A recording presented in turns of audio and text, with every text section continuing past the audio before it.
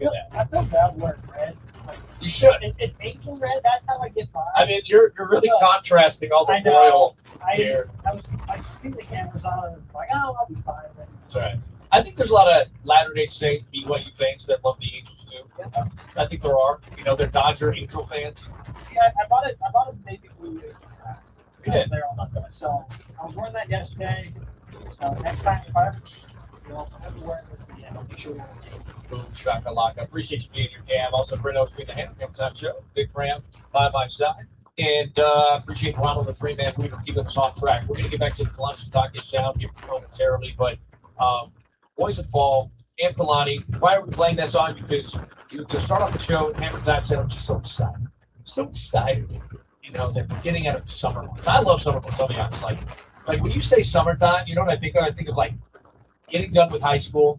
You know, you had your yearbook all filled up with all the notes from all the ladies from the end of the year and friends, and you kind of look through all the notes, and then you hop in your car, you roll down the windows, you put Will Smith's "Summer, Summer, Summertime." You know what I mean? That's what I think about, man.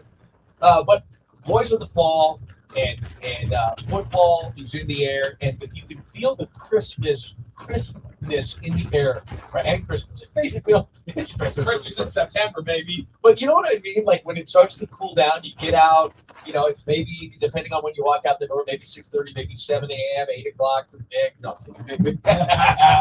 You know what I mean? And you feel it's cooling down, which means football season is here. Remember the smell of football? Like when I say, what's the smell of high school football? What do you think? What's the smell of Friday Night Lights? Yes, it's that dank odor that comes from the locker. Oh yeah, it's with like there's like a nasty rank smell that comes from everyone's locker. The pads that are saturated in salt and grime, etc. The stinky socks, all that stuff. Yes, but it's the fresh cut grass. It's the grass, right? It's the clashing of the titans, the gladiatorial players on the gridiron. Like that's all those sounds. Sights and smells. For my high school, it's also a lot of Oh yeah. I don't know if that word like. No man, I had a lot of people starting.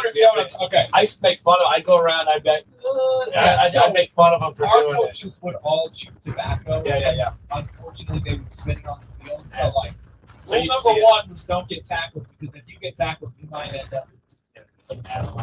I also associate the smell of chewing tobacco with high school. Skull and Copenhagen. And Yeah. Cam, hey, it's okay to be an Angel fan. This former BYU QB, Ryan Hancock. Oh yeah. He threw for that. Yeah, man. Ryan Hancock throws heat. He was an Angels right-handed pitcher. Yep. We love Ryan Hancock. Big fan of him, and he's a big fan of our show. Tuning in. I'm sure right now, Ryan, if you are texting. Oh. Give you a big Cougar warrior. All right, let's get back to the Kalani Talking Sound here. It was yesterday. He addressed the media photo day. It was great and grand and wonderful. I will say this before we get into the Kalani Sound. Breaking news. Can I get the breaking news sound? There's some breaking news here. Yeah, breaking news that I wanted to tell everybody. This is breaking news brought to you by our good friends at RoyalArmy.com. BYU Swagger to buy fans for fans. Utilize the ESPN coupon code. Get 10% off your order. Bear Bachmeyer has cut his luscious locks of hair. Big. You interviewed him at Big 12 Media Days. I mean, he could be a Pantene Pro V model. Oh, yeah. I mean, the hair was fantastic. Oh, and now luscious. it's cut, and it's high and tight. I'm disappointed. Yeah, I know he did. I don't know how I feel about it. I know. See, that's the thing.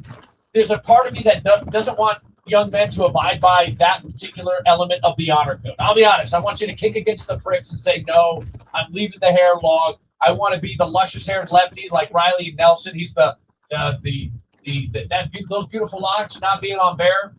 I don't know how I feel about it, man. I don't know how I feel about it. When I was out in Texas with the Daily Universe, one of the girls I was out with us asked Bear, what hair products do you use? How do you get your hair to look so good? He said, I just stuff with dogs. I don't know how true that is, but if it is, that might be the greatest purchase for dogs forever. It's genetics. Let's be honest. It doesn't matter what he puts in that hair. It's going to look beautiful. It's going to look great. It's going to have a pure sheen. And Tyler, did you see him? Tiger or Tiger? Tiger did too, huh? Yeah, Tiger. Did I say Tiger? No, Tiger. Tiger. Tiger He uppercut. surprised me. Wow. Yeah, man. Tiger and Bear both cutting their hair. Breaking news. All right, let's get back to it. Kalani Sitake, head coach of BYU football, addressing the media yesterday.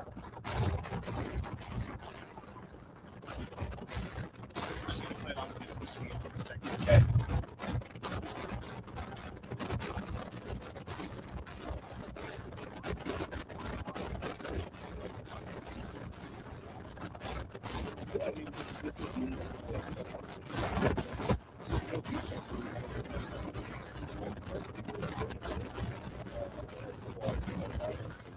Aggressive game, but we've seen from what other coaches have done around here, and so that's something that we done like this.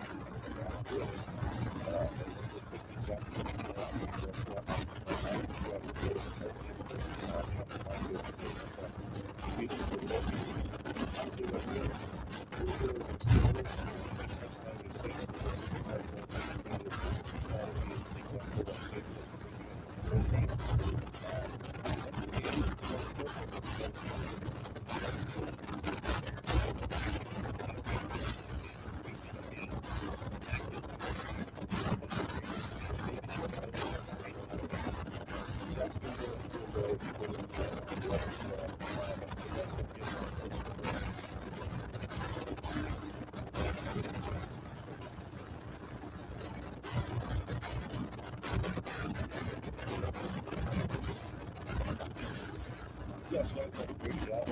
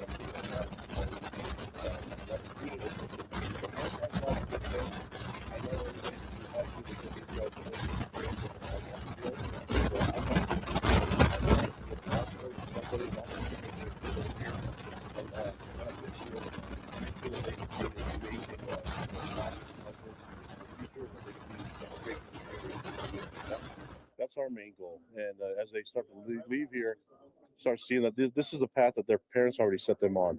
So it's already aligned with what their parents taught them in the home. And Come back my real job is quick. to remind them of where that can go when you go from a young man to an adult. And that's where we're headed. I do want to make a comment on this, something that I enjoy discussing. BYU has been great since 1972. A lot of had to do with, obviously, Lavelle. Lavelle deserves, this is the house that Lavelle built, the culture, the vision. He started sending kids out on missions. I think it was a good thing to set the foundation of like what BYU is all about. And it's a church-run school, and it's about discipleship, development, and all those things. And then he implemented and was inspired to implement the passing game, and it came to pass and bring in, he developed a relationship with Bill Walsh with the 49ers. And then you had like these up-and-coming great coaches, Bill Belichick, and all these, or Brian Billick, excuse me, come into BYU and coach, and they had connections with Hal Mummy. And anyways, it was just glorious. It was inspired. It was awesome.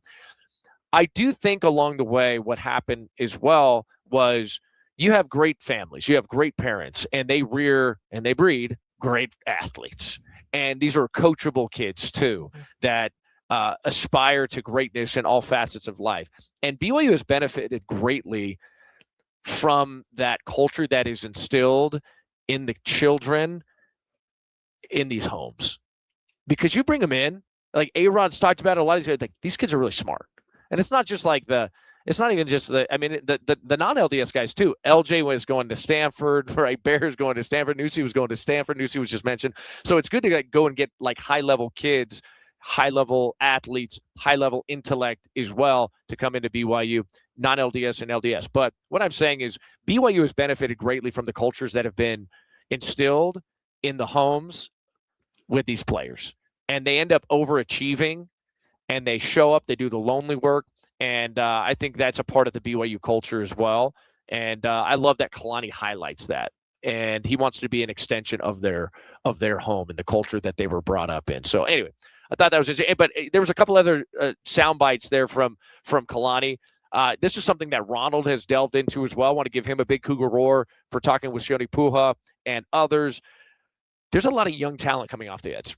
Nusi, awesome, amazing, like big, physical, fast, strong, smart. Braxton Lindsay, new kid on the block, making some hay, making some noise. Tausili Akana, Hunter Clegg. You know what I mean? These guys are all really great football players. And you're stacked with youth on the edge. And I'm intrigued to see how they're utilized. It's hard to get on the football field when you have so much talent like that. But I think all of them are going to see some time this year. Well, and what I'm most excited about, I spoke with Keanu Tanavasa at Media Days. I was asking him about the defensive line room and what that looked like. And he said, we have 4 guys that are going to be the starters. It's kind of hard to break through those first couple years, right? And who did he mention are the 4 starters? He didn't mention anyone specifically, but I'm assuming it's going to be him and Justin Kirkland, and then Bodie and Puha. Viliami Puha. Yeah. That's, I think, probably your 4 starters on the line. And so my favorite part about that, though, he mentioned that we have a lot of really, really good young guys. He mentioned some of the newer guys that have come in. One of them, my mind is blanking on his name. He's from Oklahoma.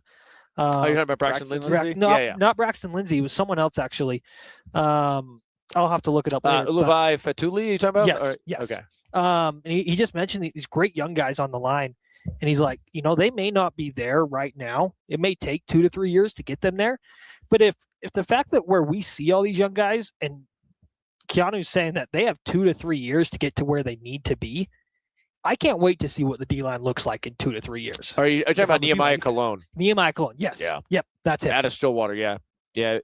Look, Hunter Clegg, yesterday I interviewed him. He couldn't stop talking about Nusi. He was telling Nusi was working with them, telling them about some different moves, and gosh, it was cool. Now, Noose is going to be on the loose, no doubt about it. I love the juice of Noose. He's fantastic, and can't wait to see what he can do. Hammer time. Anything else that stood out to you from those segments? No. All right, let's get back to the sound. Let's talk more Camp Kalani with Kalani Sitake. You see Tom Powell, 60 seconds left. Okay. didn't play a lot in the spring. How's he coming along, and what have you seen from him? Yeah, he's. I mean, you saw some of what he did last year.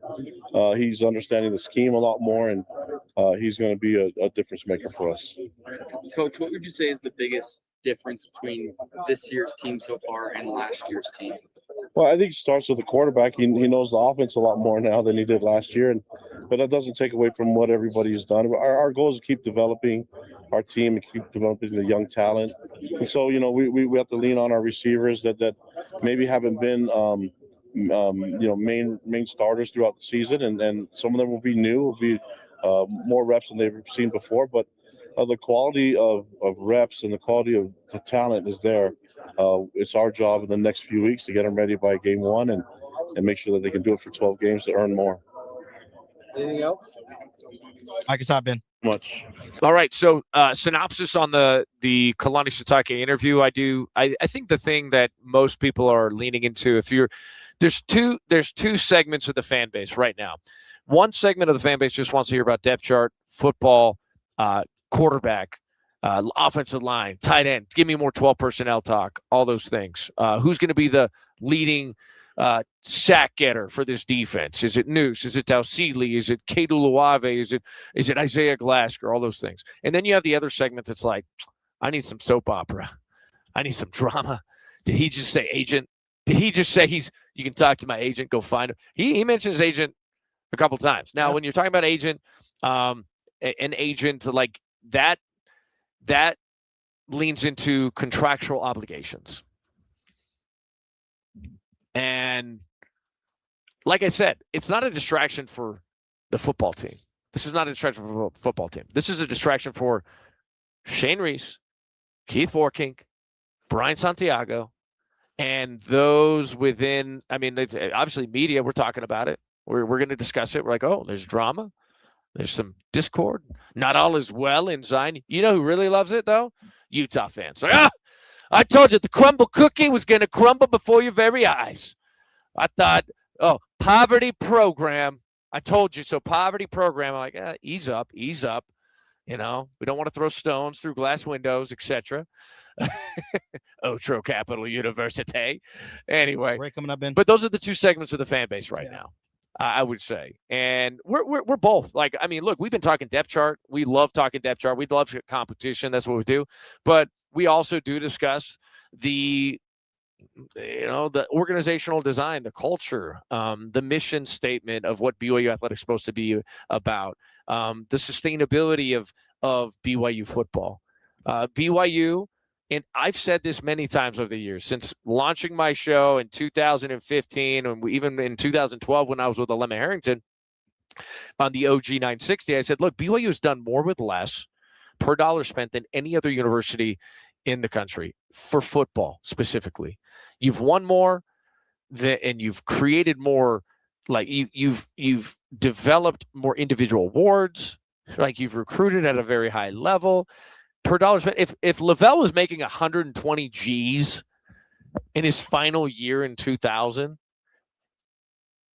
I mean, that's a travesty. Like, I mean, that's ridiculous. He's one of the best coaches in college football history. He didn't do it for the money, obviously. He was a coach. He was a mentor. He was a developer of human beings. He's a transformational human.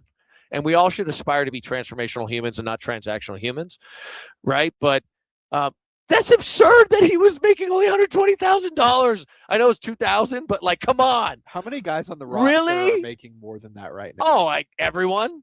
Besides your PWOs? Everyone? Probably? So, yeah, like, you know, you do need resources and you do need to be fair and you need to be, in my opinion, like the question of like being honest in your dealings with your fellow man has to do with like, you know, promises kept, contractual obligations, and then also just being fair for an honest day's work. Yeah. Does that make sense? Like everyone, you know, feel like you're it's a fair wage for an honest day's work, and that may be subjective to some. There's no doubt that may be subjective to some, but we just got to be fair. We just got to be fair. We got to go forward. So we tap into it all. We're going to go to break. Don't go anywhere. That segment was brought to you by our good friends at RoyalArmy.com. Utilize the ESPN coupon code to get 10% off. And I also want to invite you, Cougar fans and Cougar Country, if you've been injured, okay, the advocates are willing and ready to talk to you and help you. Give them a call if you've been injured. 801-355-5550. That's 801-355-5550. Or you can visit UtahAdvocates.com. That's UtahAdvocates.com. You deserve an advocate, so call them today.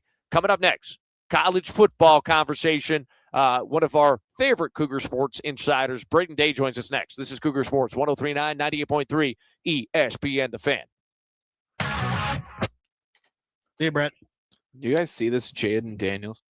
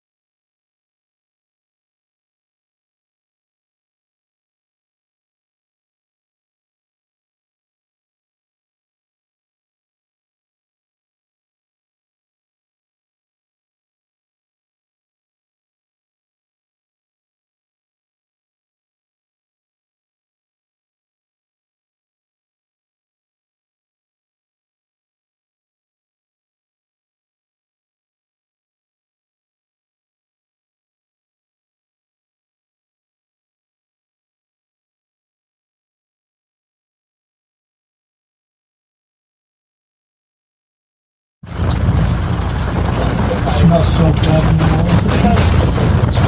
Why Did you, when it's dialing in, though, Ben, you still something up to that kind of, you know, back to you. We can't hear the comments back here. I got you.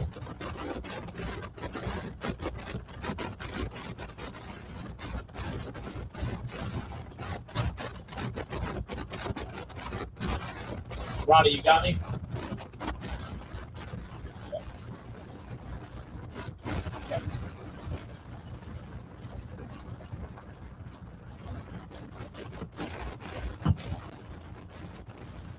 I did the Abby's line of game that second.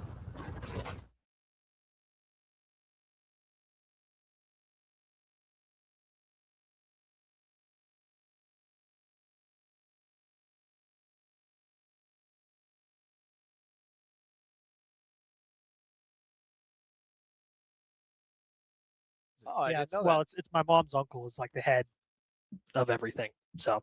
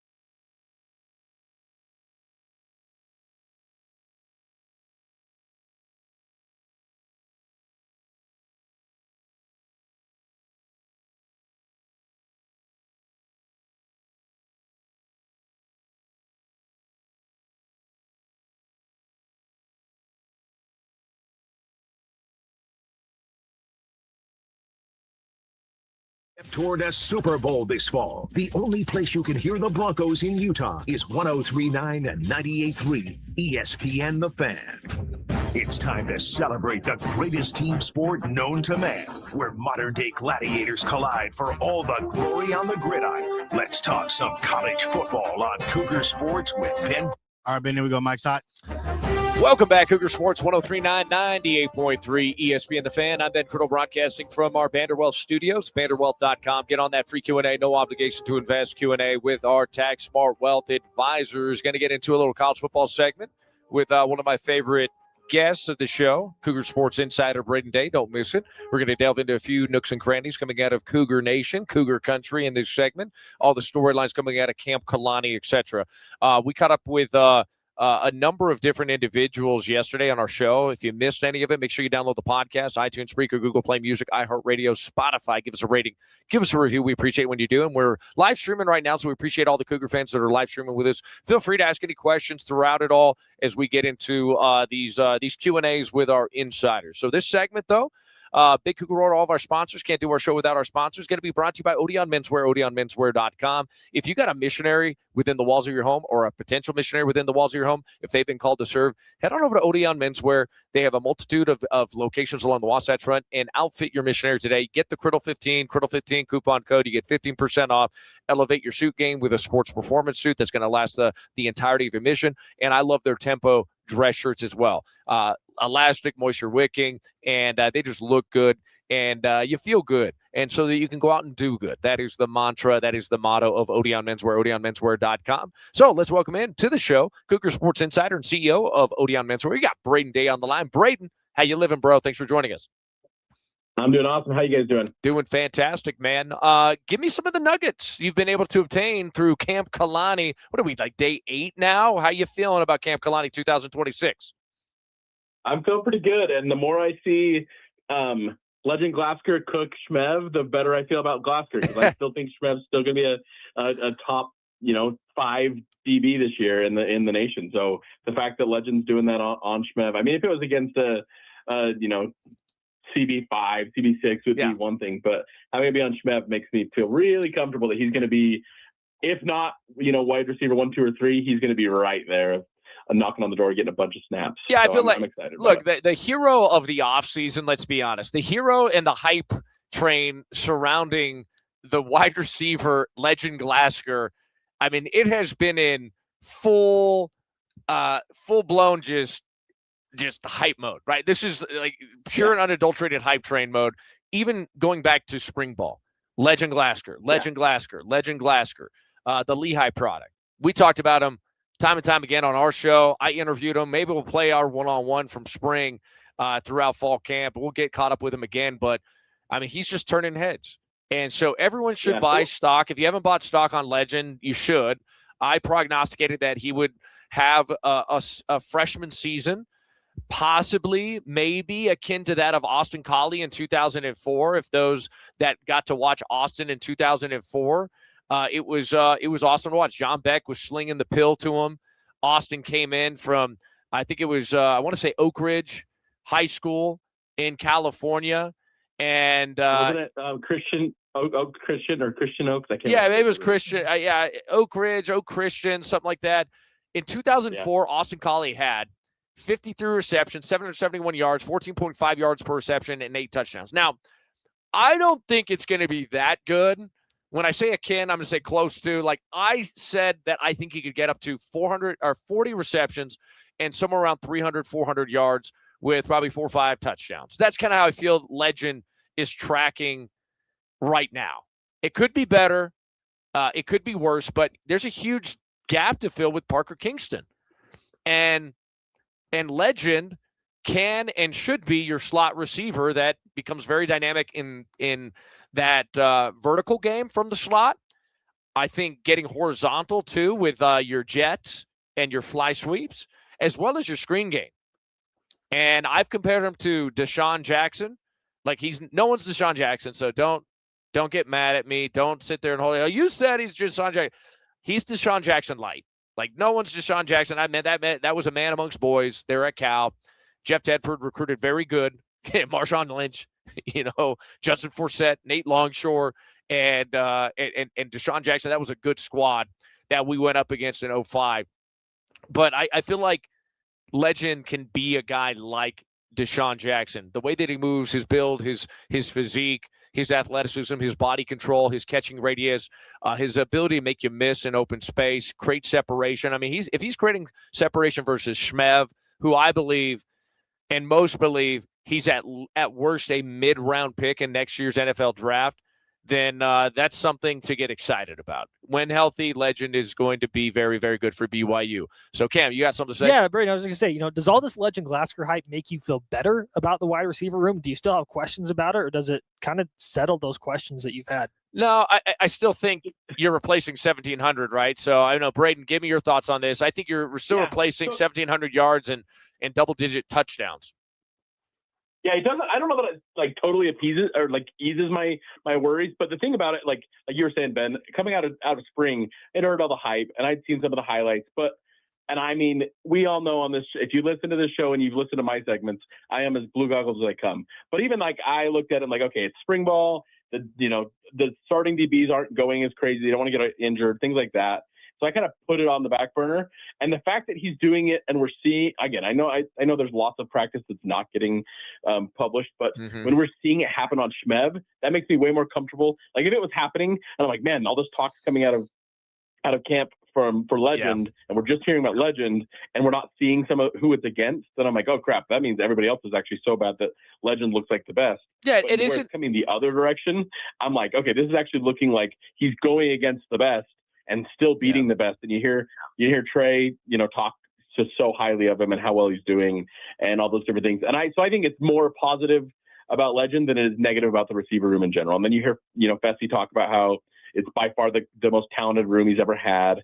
Yes, there's nobody proven yet, but at some point, everybody's got to get proven at some point. So I feel really good about the room as talent-wise. Again, we're going to have to see. I mean, even if Legend balls out in camp, he's still got to ball out on the field and not have turnovers, not fumble the ball, not do some of those things. So we don't know what it's going to look like, but I feel more comfortable than I did before because of how Legend's playing.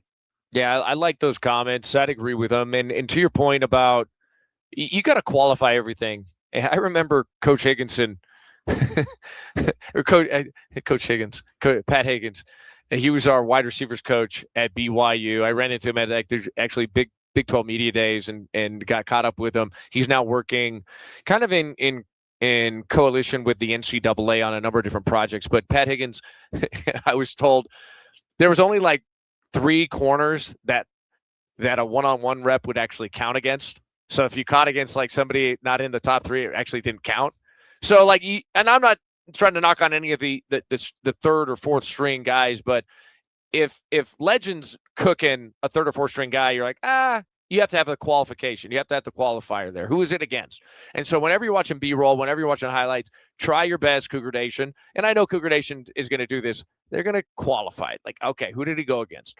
When you're going against Shmev, that's a phenomenal. It's a celestial rep. Yeah. That's a beautiful rep. So yeah, there is much to hype. There is much to be excited about regarding Legend Glasgow, no doubt. What other storylines come out of Camp Kalani you've been intrigued by, Braden Day, Odeon Menswear CEO? I think one of the other ones that I keep they keep hinting at, and I think it's going to probably look just a little different with K-Pop's defense and how they actually run it. But they keep mentioning different people. I think one of the interviews was with someone you were interviewing, but they keep putting Newsie's name in the linebacker conversation. I think it's probably more like a 3 down front, and that playing like the Kyle Van Noy position is probably what that actually means. So he's still coming off the edge a good chunk of the time, but that's something I'm really excited. I think Newsie's going to be a huge piece of the defense where that I knew he's going to be that, but I think it sounds like he's going to be back in coverage a little more. I'm kind of playing. He played that in the bowl game too. So he's one that I'm really excited to see what they can do with him this year. Yeah. The edge rushers, we talked about in the initial segment. You want all of them involved, and you want to keep them fresh, man. I love to have I want the mitochondria of each and every one of these guys at its peak level, coming off the sideline, just conserving energy, and then like, hey, it's 3rd and 8, and it's an obvious pass rushing situation. And if Newsie's been in on the first 2 downs, you're gonna have to pull him, bring in Tausili.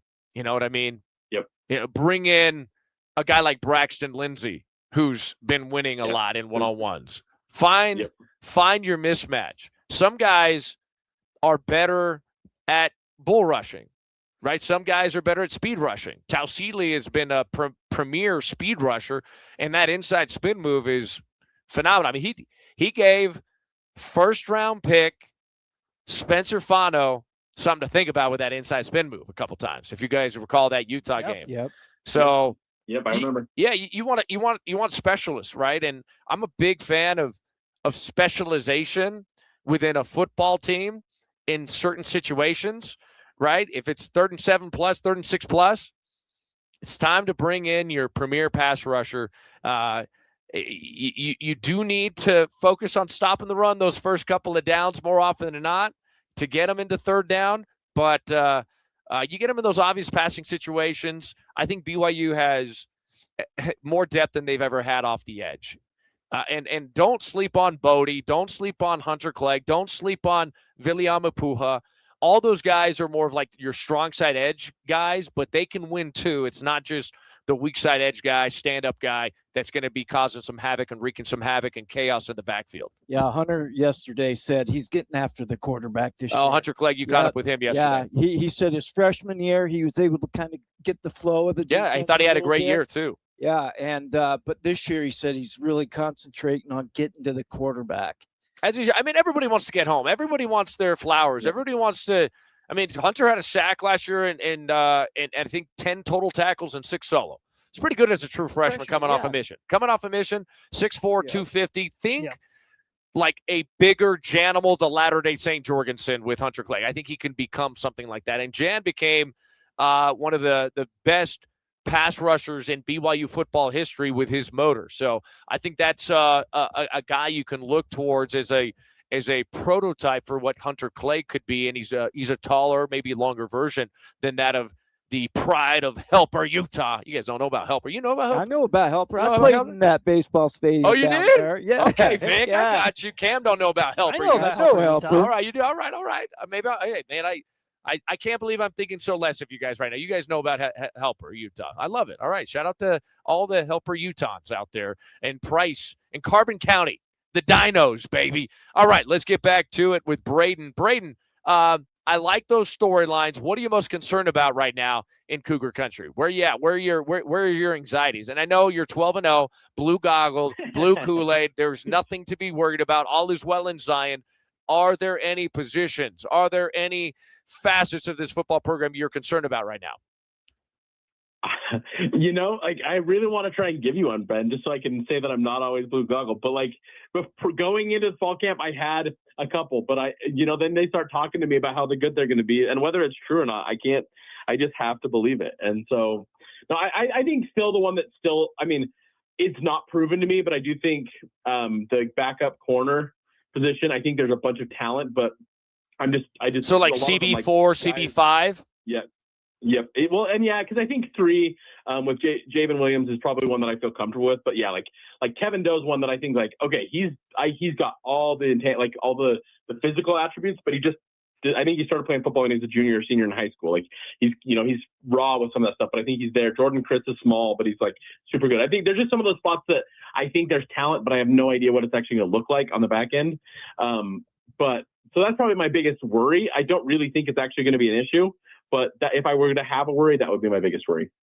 Braden, tell us why we should choose Odeon Menswear for all of our menswear, all of our missionary attire, all of our church attire, all of our business attire. Why should we choose Odeon Menswear? Yeah, so we specialize in making menswear that performs with you, that looks good, feels good, and so you can go and do good for the different things you need to do. So our 2 biggest items that we really push are our Elevate suit and our Tempo shirt. We always tease about, we played softball in our suit in the spring. It's a little too hot to play softball in a suit in August. So we just really started our softball league again, and we played in white shirts this time. So just to kind of show off the Tempo shirt and how comfortable and stretchy it is. So really, it's just one of those things that you can do anything in, and it still looks incredible. And it's still, so you can kind of, like I said, look good, feel good, and then you can go do good in whatever you're needing to wear your suit for. Heck yeah. Well, I love my Odeon suit. It's my favorite suit I've ever had. I wish I would have had it on my mission because suits are very restrictive. It's just uncomfortable. I'll be honest. It's uncomfortable to go to church. It used to be so uncomfortable to go to church. Not anymore. I'm just I throw the Odeon menswear suit on and I actually enjoy wearing a suit. I know you just got married, I bro. got married in one last week. Yeah. And you got the package. Yep. What was the package? It was the marriage package? Yep, the wedding package. Package. Yeah, got suit, shirt, tie, shoes, the whole bundle. Love it, man. And they get the Criddle 15 coupon code, right, Braden? Yep. Yeah, you got to use that Criddle 15 coupon and all that. We obviously want to support Cougar Sports, and then all you guys do for this. So yeah, we definitely want you to use that code. My guy, Braden Day. Appreciate you hopping on. Odeon Menswear, OdeonMenswear.com. Thanks for hopping on for a little college football segment. Thanks, guys. Go Cougies. There you go. That segment was brought to you by Odeon Menswear, OdeonMenswear.com. Utilize that Criddle 15 coupon code for all of your needs, especially if you got missionaries, guys. Remember, if you got missionaries within the walls of your home, you have a missionary that's been called to serve, you get a free gift with your missionary call when you bring it into any one of their brick and mortars. So they will get a Tempo shirt, a dress shirt, and a pair of socks to start off that wardrobe for your mission. And then, fill it all up, man. Get some, and ask for the Criddle discount. I'm telling you, ask for the VIP products, VIP service, VIP discounts. They're at Odeon Menswear, OdeonMenswear.com. Real quick, the breaking news of the day: Bear Bachmeier cut his hair. So I know it's not that big of news, but I don't know, man. Like, man, I kind of wanted him to keep the hair a little bit long. I'll be honest; it was a little swaggy, but it also is very endearing that he's such a honor code abiding human. I know it's I celebrate that too. It's different hair than Trevor Lawrence, but like, are you wanting him to grow it out to like Trevor Lawrence length? No, just keep the mullet. It's like, shout out to Garrett McClintock. It's kind of how I feel. He's like, we're cooked. Like, this is not a good sign. I said, no, please. Bear Bachmeier cut his beautiful mane. BYU fans, Go Cook says, was Brian Santiago behind this one? Oh, come on now. Garrett McClintock says, we're cooked. Ronald, the three-man weaver, says, Bear also cut his hair last photo day. So he's running it back. Maybe that's a good sign. Yeah. Ronnie's bringing up a good point. He cut it last year, kept it high and tight, cleaning things up. Maybe that's a good sign. Brett Ventura says aerodynamic. Willie T-Tubs 0033 says honor code office needs to tell him it is too short. Agreed. Should have kept a little bit of length there. And then Aaron Brady looks like big bro Hank. That's true. Yeah. Like Hank the Tank Bachmeier out of Boise State, one of their best quarterbacks in Boise State history, he does look like Hank. He looks like a spitting image. And the younger brother of Bear is a spitting image of him. Yes. They are all very similar in build and that look. So, yeah, he does kind of look like Hank Bachmeier. Shout out to Hank. He's been on our show a couple times. Let's take a time out. We're going to hear a word from our sponsors. On the flip side, Josh Pate from Pate State. Okay. His name has been had for good and evil amongst Cougar Nation. At times, he seemingly has some good data points and opinions, and other times it's like, wait, have you done your due diligence, Mr. Josh Pate? Let's see what he's saying about BYU, the Big 12, and how good they can be this year. That coming up next. He addresses some of the anti-BYU conversation of a season ago. Maybe he's coming around and seeing the light. We'll address it. That up next. This is Cougar Sports, 103.9, 98.3 ESPN The Fan.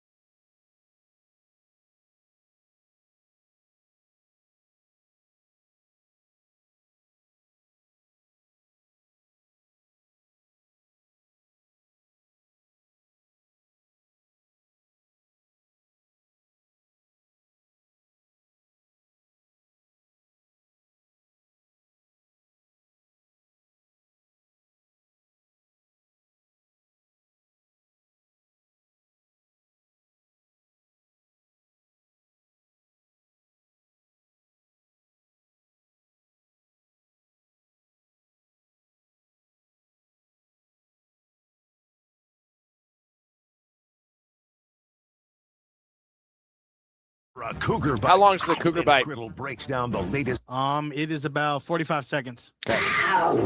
here on 103.9 and 98.3 ESPN, The Fan. All right, here we go. Ben, Mike is hot. Welcome back, Cougar Sports, 103.9, 98.3 ESPN The Fan. I'm Ben Criddle, broadcasting from our Vanderwealth studios, vanderwealth.com. Get on that free Q&A, no obligation to invest Q&A with our tax smart wealth advisors. If you want to band together, be a part of our team at Vanderwealth, let's get on that free Q&A today, and we can save you some money and make you some money as well. NFLPA certified financial planner Blaine Anderson's been aiding and supporting Cougar Nation for a long time, BYU athletes for a long time. Now he wants to support you. Let him get on a free Q&A with you today. All right, well, I want to get into a little Cougar Bite. Josh Pate, his name has been had for good and evil amongst Cougar Nation. Would you agree with that, Cam Clark? I would agree with that. All right, Vic? Yeah. Which, sometimes we're like, oh, we like what Josh Pate's saying. Other times we're like, WTF did you just say? Right. You know what I mean? What?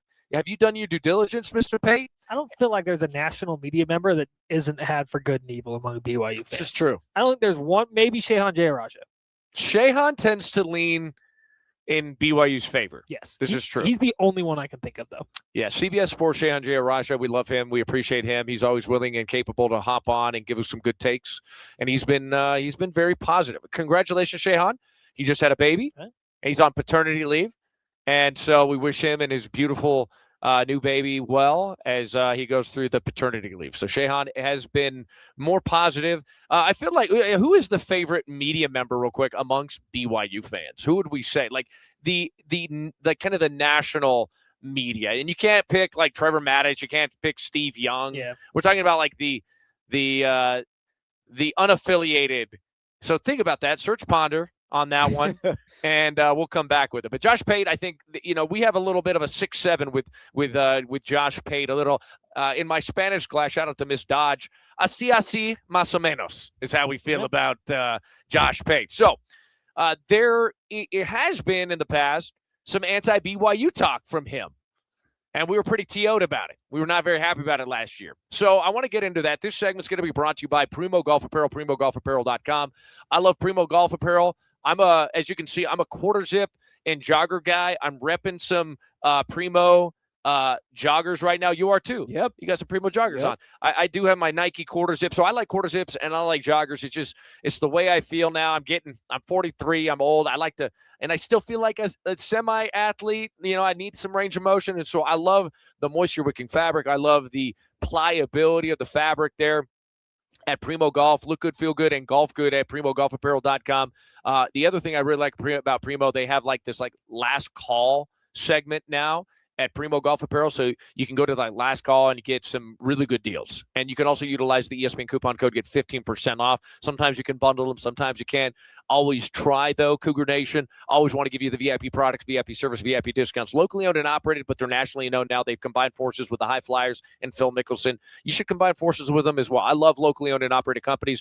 I have 3 of them. So, yeah, I like locally owned and operated companies, and you need to support local as much as you can, especially when they have great products. So, Primo Golf Apparel, primogolfapparel.com. Josh Pate, Pate State, what is he saying about all this anti-BYU talk from last year? And do we give him grace? Do we forgive him? Let's tune in.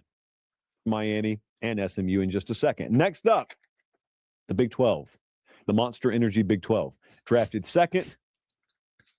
And I think we're going to have a rematch from what we had last year, at least in terms of the matchup itself. Texas Tech, even without Brendan Sorsby, is still the pretty overwhelming favorite to win this league. Then it's a little drop-off in Brigham Young. Then it's a little drop-off further in Utah. And there was a rumor that went around, not just the Big 12, but the whole country last year, that I was anti-Brigham Young. Some people made harsher accusations than that. Some people went down roads that we're not comfortable going down on this show, on this campus, at this university.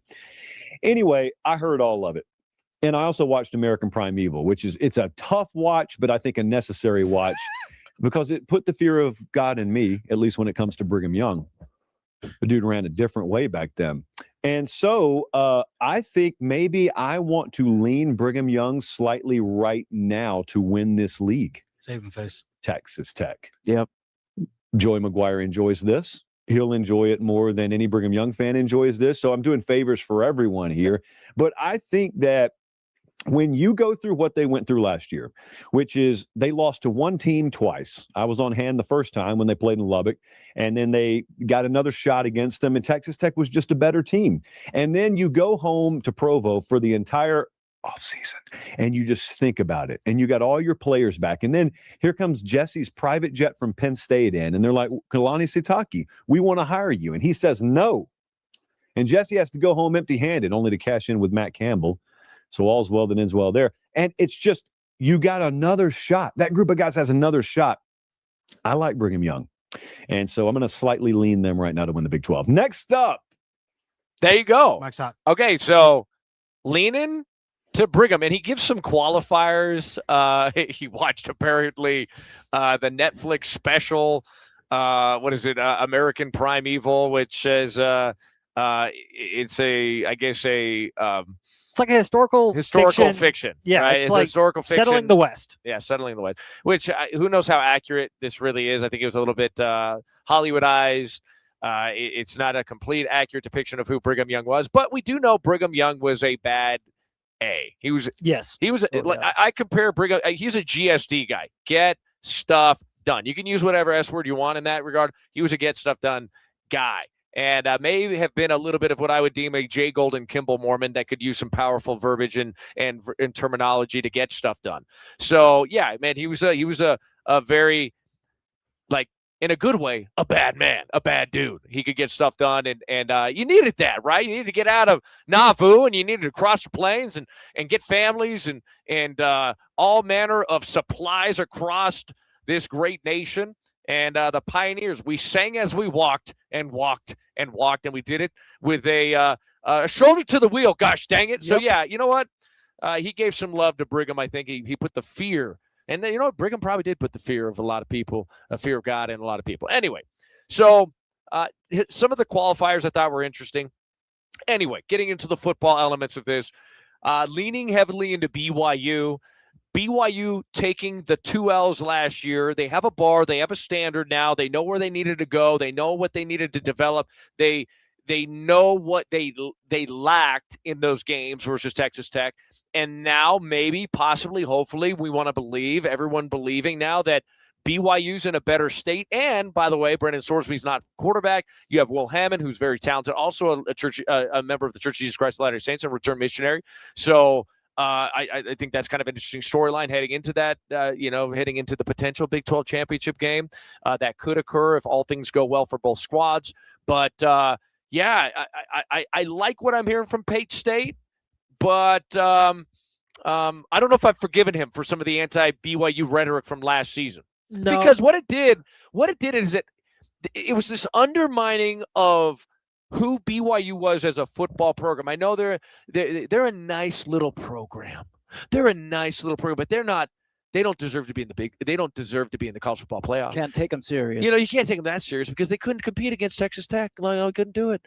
You know what I mean? And the confirmation bias really picked up steam across the entirety of the country, in so much that even our namesake, ESPN, okay, our partner during independence, wouldn't even put up our gosh dang logo alongside Alabama, Miami, and Notre Dame, our resume, which was just as good as everybody else's, but they wouldn't even put it up there. We had to Photoshop.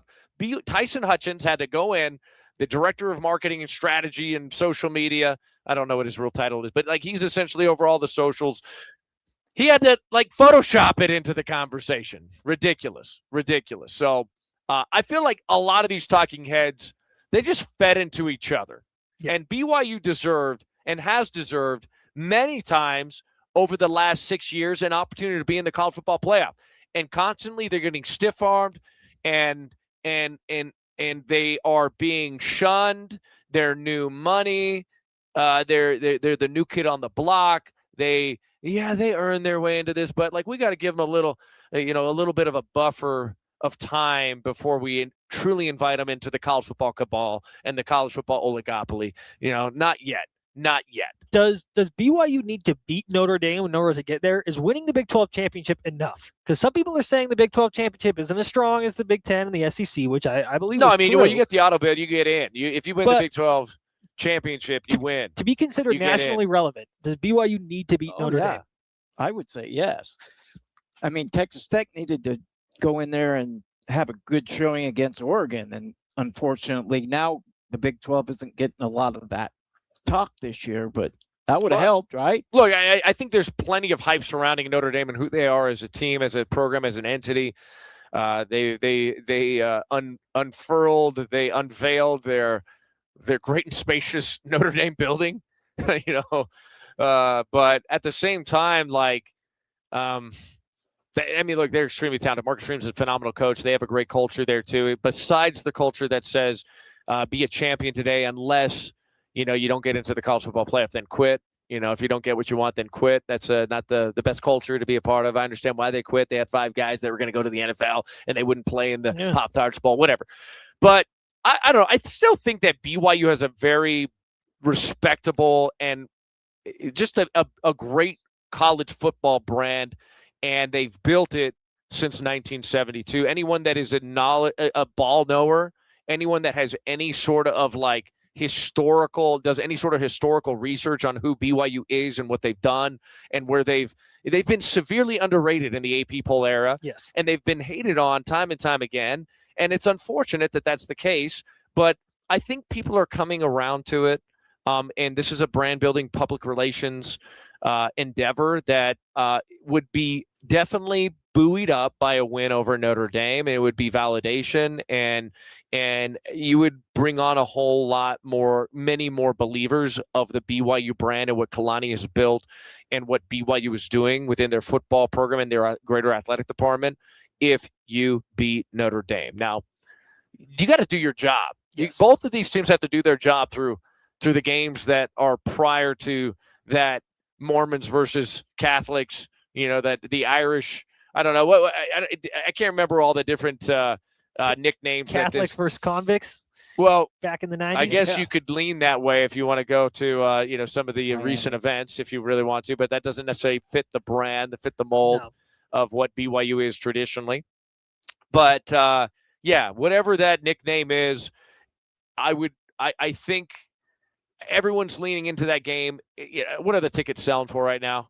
What's the market price average? $650. $650. I think it'll be the most expensive game in all of college football this year. The regular season. Regular season, yes. Regular season, most expensive game in college football. You're going to say that, Cam. Yes. I like that take. I think it's hot. I think that's a fuego take. It's a hot ticket. It is. It's going to be a very hot ticket. Especially, it's not going to be that if you have a one-loss BYU team or a one-loss Notre Dame team. It's not going to be that. It'll be good. It's not going to be elite. It'll be elite. College game day there. Oh, no. Big Noon and College Game Day are both there if they're undefeated. Yes. If BYU's a one-loss team, just Big Noon's there. They'll probably ESPN may do something else. That's just what they do. But Big Noon will give some love.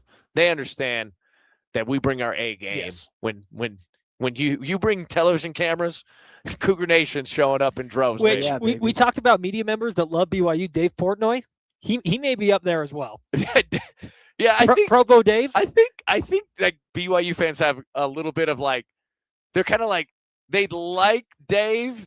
Some of them may love Dave, but they also kind of like stiff arm him because it's like, because he's a little bit too controversial for their taste. You could stay over there and say root that, for us. but like, I don't know if I could publicly condone what you just said. Yes. Little hear no evil, speak no evil, see no evil type of deal. But yeah, Dave Portnoy did become an honorary BYU fan last year with his antics, with his commentary. It was glorious. But Pate, he's trying to make his way back into the Cougar Nation fold. And I don't know how many BYU fans are accepting this apology. They remember. Cougar Nation always remembers. Trust me on that. Remember. They will remember. If you've said something negative about their team, they're going to remember. They will not forget. They remember all. I'm telling you, and they'll pull receipts. Let's go to break. Don't go anywhere, Cougar Nation. Coming up next, I want to give you a Cougar Insider Report. So please stay tuned. Don't go anywhere. That segment was brought to you by Primo Golf Apparel, PrimoGolfApparel.com. Head on over to PrimoGolfApparel.com. Utilize the ESPN coupon code. Get 15% off your order. That's 15% off your order at PrimoGolfApparel.com. Primo Golf Apparel is the best golf apparel in the business. If you have not tried it on, Vic, I know you're a huge fan of it. You got the Primo joggers going on right now. You can right now get bundle deals, new releases, men's and women's wear. Last call. That's my favorite because I'm a cheapo. I like to get the deals. Free 99 is my favorite deal, but give me that discount all day, every day with the last call. But the joggers, the Blade polos, the quarter zips, they all are fantastic. You get free shipping on orders over $150 domestically. We'll go to break. Please, Cougar Nation, don't go anywhere. You're listening to Cougar Sports 103.9, 98.3, ESPN The Fan.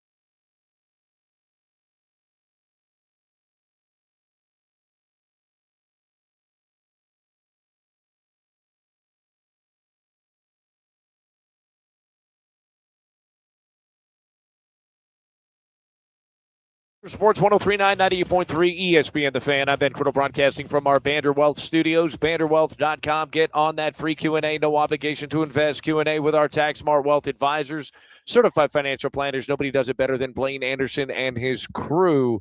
We appreciate Blaine Anderson, NFLPA certified financial planner. Nobody does it better than him. I'm telling you, he's been aiding and supporting Cougar Nation the last year or so. But before that, he's been boots on the ground helping out BYU student athletes build their wealth and invest the right way. All right, let's get into this Cougar Inside Report. Going to be brought to you by Big O Tires and American Fork. I love Big O Tires and American Fork. Ryan Eldridge, big BYU fan. He's been a huge benefit. I think he's been a huge resource for all of Cougar Nation. Those that have tapped into him. He's a fantastic mechanic, and he wants to give you the VIP products, VIP service, VIP discounts that all Cougar Nation deserve. When you listen to our show, you can go and you ask for that Ben Criddle discount for all your vehicular needs to stay safe, stay sound on those Wasatch Front roads. Hit up Ryan Eldridge, Big O Tires in American Fork today. Okay, so I want to get into a couple of nuggets here from Camp Kalani thus far here in this Cougar Insider Report. Yesterday was photo day. It was great. It was awesome. I love seeing, like they were hooting and hollering. Were you down there, Vic? Yeah. You were down there. I was like, Clay. Yeah. You interviewed Clay. They were hooting and hollering in the middle of Kalani's interview, in the middle of like Kevin Gilbride's interview. I'm like, dang, I can't even hear anything. And like when you're in the IPF, you've been there before trying to do interviews. It's just like it echoes. It's extremely loud. They used to have the buzzing sound. Yeah, coming from the lights, they fixed that. Shout out to Brett Pine and the athletic department. I think they were the ones that implemented the change because, like, hey, you're trying to get good sound, you're trying to get good audio, trying to get some good interviews for Cougar Nation, etc., and cover the team as best as we can. So, anyway, it was great to be down there. As part of the event, players and coaches gathered for the team photo shot by BYU's university photo team outside on the practice field before going into the indoor practice facility for a series of photos, interviews, other stations in prep for television broadcasts and marketing activities. Stations included, though, in ESPN, the mothership was there, Fox, other broadcast partner headshots and action photos, a digital signature capture, specialty TV photo, video shoots, bio updates, name pronunciation recordings, BYU TV interviews, and media interviews. That's us. We're at the very end. We're the caboose. We're the low level ones. And media interviews for all you guys out there that are tuning in. So I love media day. I like picture day. It's I would say, for the media, it's probably the true kickoff at the scene. It's like, okay, it's here. Cougar kickoff, though, is right around the corner. Mm-hmm. I think that's for the fans. Yep. When it becomes real. It's not fall camp. It's not picture day. It's Cougar kickoff. So, have you been to the Cougar kickoffs before, Never been Cam? to the Cougar kickoff. What? No. What, Cam? Vic, have you been to the Cougar kickoffs? I haven't. What the? I thought I was surrounding myself with loyal, strong, and true, and BYU insiders. We know where Helper, Utah is, but we haven't been to the. I guess you guys are capital J journalists. You guys are just hey, no, man, we don't go into the Cougar kickoff stuff. We ain't about that life. We just cover the team. The Cougar kickoff is, I think, one of the best events that BYU puts together. The 2026 Cougar kickoff is August 19th, 2026, 6 p.m. to 8 p.m. at the BYU Helaman Fields in Provo, Utah. These are free tickets. You get in for free. You interact with BYU student athletes, coaches, Cosmo the Cougar, right? Whoever you want to get your autographs from. Team posters can be signed. You enjoy games, the inflatables, the face painters, the giveaways. Food and merchandising. You can buy some stuff as well. Purchase concessions, food truck items. Shoot Cougar Tails will be there. You can get really hyped up on some sugar, get that glycemic index real high and go comatose. You know what I mean? Start to feel tingly in your fingertips and toes. Like, wait a second, is that the gout I feel? Anyway, am I getting diabetes? You can do that. You can do that at the Cougar kickoff. It's one of the benefits of it. So make sure you're parking, I believe, on the northwest side of the venue. And parking is also available at Lavelle Edwards. So Cougar kickoff right around the corner. It's little less than a week away. Yeah. Are you going to attend your first Cougar kickoff? Probably not. Okay, Vic. You never know. All right. We'll see All what's right. going on. I guess I'll be the only one there. I'm gonna Us bring up. busy guys. I think I'm gonna. Yeah, that's true. You got other things you got to do. You're always hustling something. Hey, look, all of us have multiple jobs here. Vic's got multiple jobs. I have multiple jobs. Cam's got multiple jobs. Everyone's got multiple jobs. We're not full-time media members. We're not full-time doing this stuff. So yeah. Well, I may be the only one there. I'm gonna bring my kiddos. That's a good idea. Caleb, Zion's Lion, as I like to call him, Zion's Lions. Caleb's going to be there with the kiddos. He's got 3 boys, future Cougars. They're big. They got some girth, some stoutness to them. I don't know if they're going to be D tackles or offensive tackles, Caleb, but you need to get them out there and they need to start understanding trench warfare. Yes. They need to understand what their goals are for height and weight and athleticism at the Cougar kickoff. Begin to plant the seeds of Cougar football in their hearts, and they're all in. They've interacted. I think they played catch with Bear. I think that's the thing. You go to these Cougar kickoffs, like especially for the kids, like that's where it's at, right? These indelible moments, these memories that are ingrained in the minds and the hearts and the emotions of Cougar Nation. Bring the kids out, have them interact, and that's the special thing I think about these young men in that locker room. There's a lot of high-level kids that want to give back and interact with the Cougar Nation. And we talked about it earlier in the show, just about the culture that BYU has. Like, it is unmatched anywhere else in college football. Kalani's talked about having to do the most with the least. Yeah. The only reason he's able to do that, I think, is because of the culture that I was agree with you. set up by Lavelle, right, back in the 70s and 80s, and it's trickled down. Kalani played under that culture, and then he's I don't want to say brought it back, but he's almost brought it to another level. Yeah, I mean, look, I think the great thing about Kalani is he's very emotionally astute. He's got a very high emotional IQ, and I think he's combined the Lavelle era with what I would deem as the qualities and the virtues of the Bronco Mendenhall era, and combine those two. And then also now you're getting like really high level recruiting, which I mean, the Gary Croton era, if those that don't remember that, man, he piggybacked that 2001 season into one of the best recruiting classes in BYU football history in 2002. Yes. People don't realize that was a phenomenal class. And look, I was a football player that benefited from it. I had a lot of NFL talent around me. Everyone will say, Gurney will tell you that the only reason why I was any good is because I had all the NFL talent around me. I will always retort it and debate it with him, obviously, but I did. I had some great football players around me, and they signed on to BYU in 2002, many of them, because of what they had done. So I would even say Kalani has combined the offensive productivity of a Gary Croton mind with A-Rod and the recruiting prowess as well. Remember, Gary was coming from the NFL. He was coming from the Chicago freaking Bears, bro. Yeah. He was bringing the Indiana Bears to BYU. Sorry, Ronnie. I know Ronnie's kind of having a bad day, but so I'm trying to make him laugh right now. But the Indiana Bears now to BYU. So, yeah, he went out and he recruited big time. That makes it worse, Ben. I'm sorry, bro. I love you, man. I love you so much. But the only thing you can do sometimes when you have a bad day is find a little levity in this life, and that's and move forward with faith. But, yeah, I feel like Kalani has, because of his emotional intelligence and because he's a very he's very astute, and he takes everything in. He's got a photographic memory. He remembers people. He remembers everything that he needs to do. And he's like, you know what? This is my vision. I'm going to combine all the best things of these eras. And we're going to have a remarkable resurgence, a renaissance, if you will. One of the best eras in BYU football history, BYU athletics history going on right now. We're a part of it. You're a part of it. Like, if those that don't realize it, you better carpe diem. You better enjoy it. I hope it lasts forever, but I'm a person that, like, you got to seize the day and enjoy the moment. The present is a present, okay? It is a present. It is a gift, and you better enjoy the moments that we've had. And we hope we get over the cusp.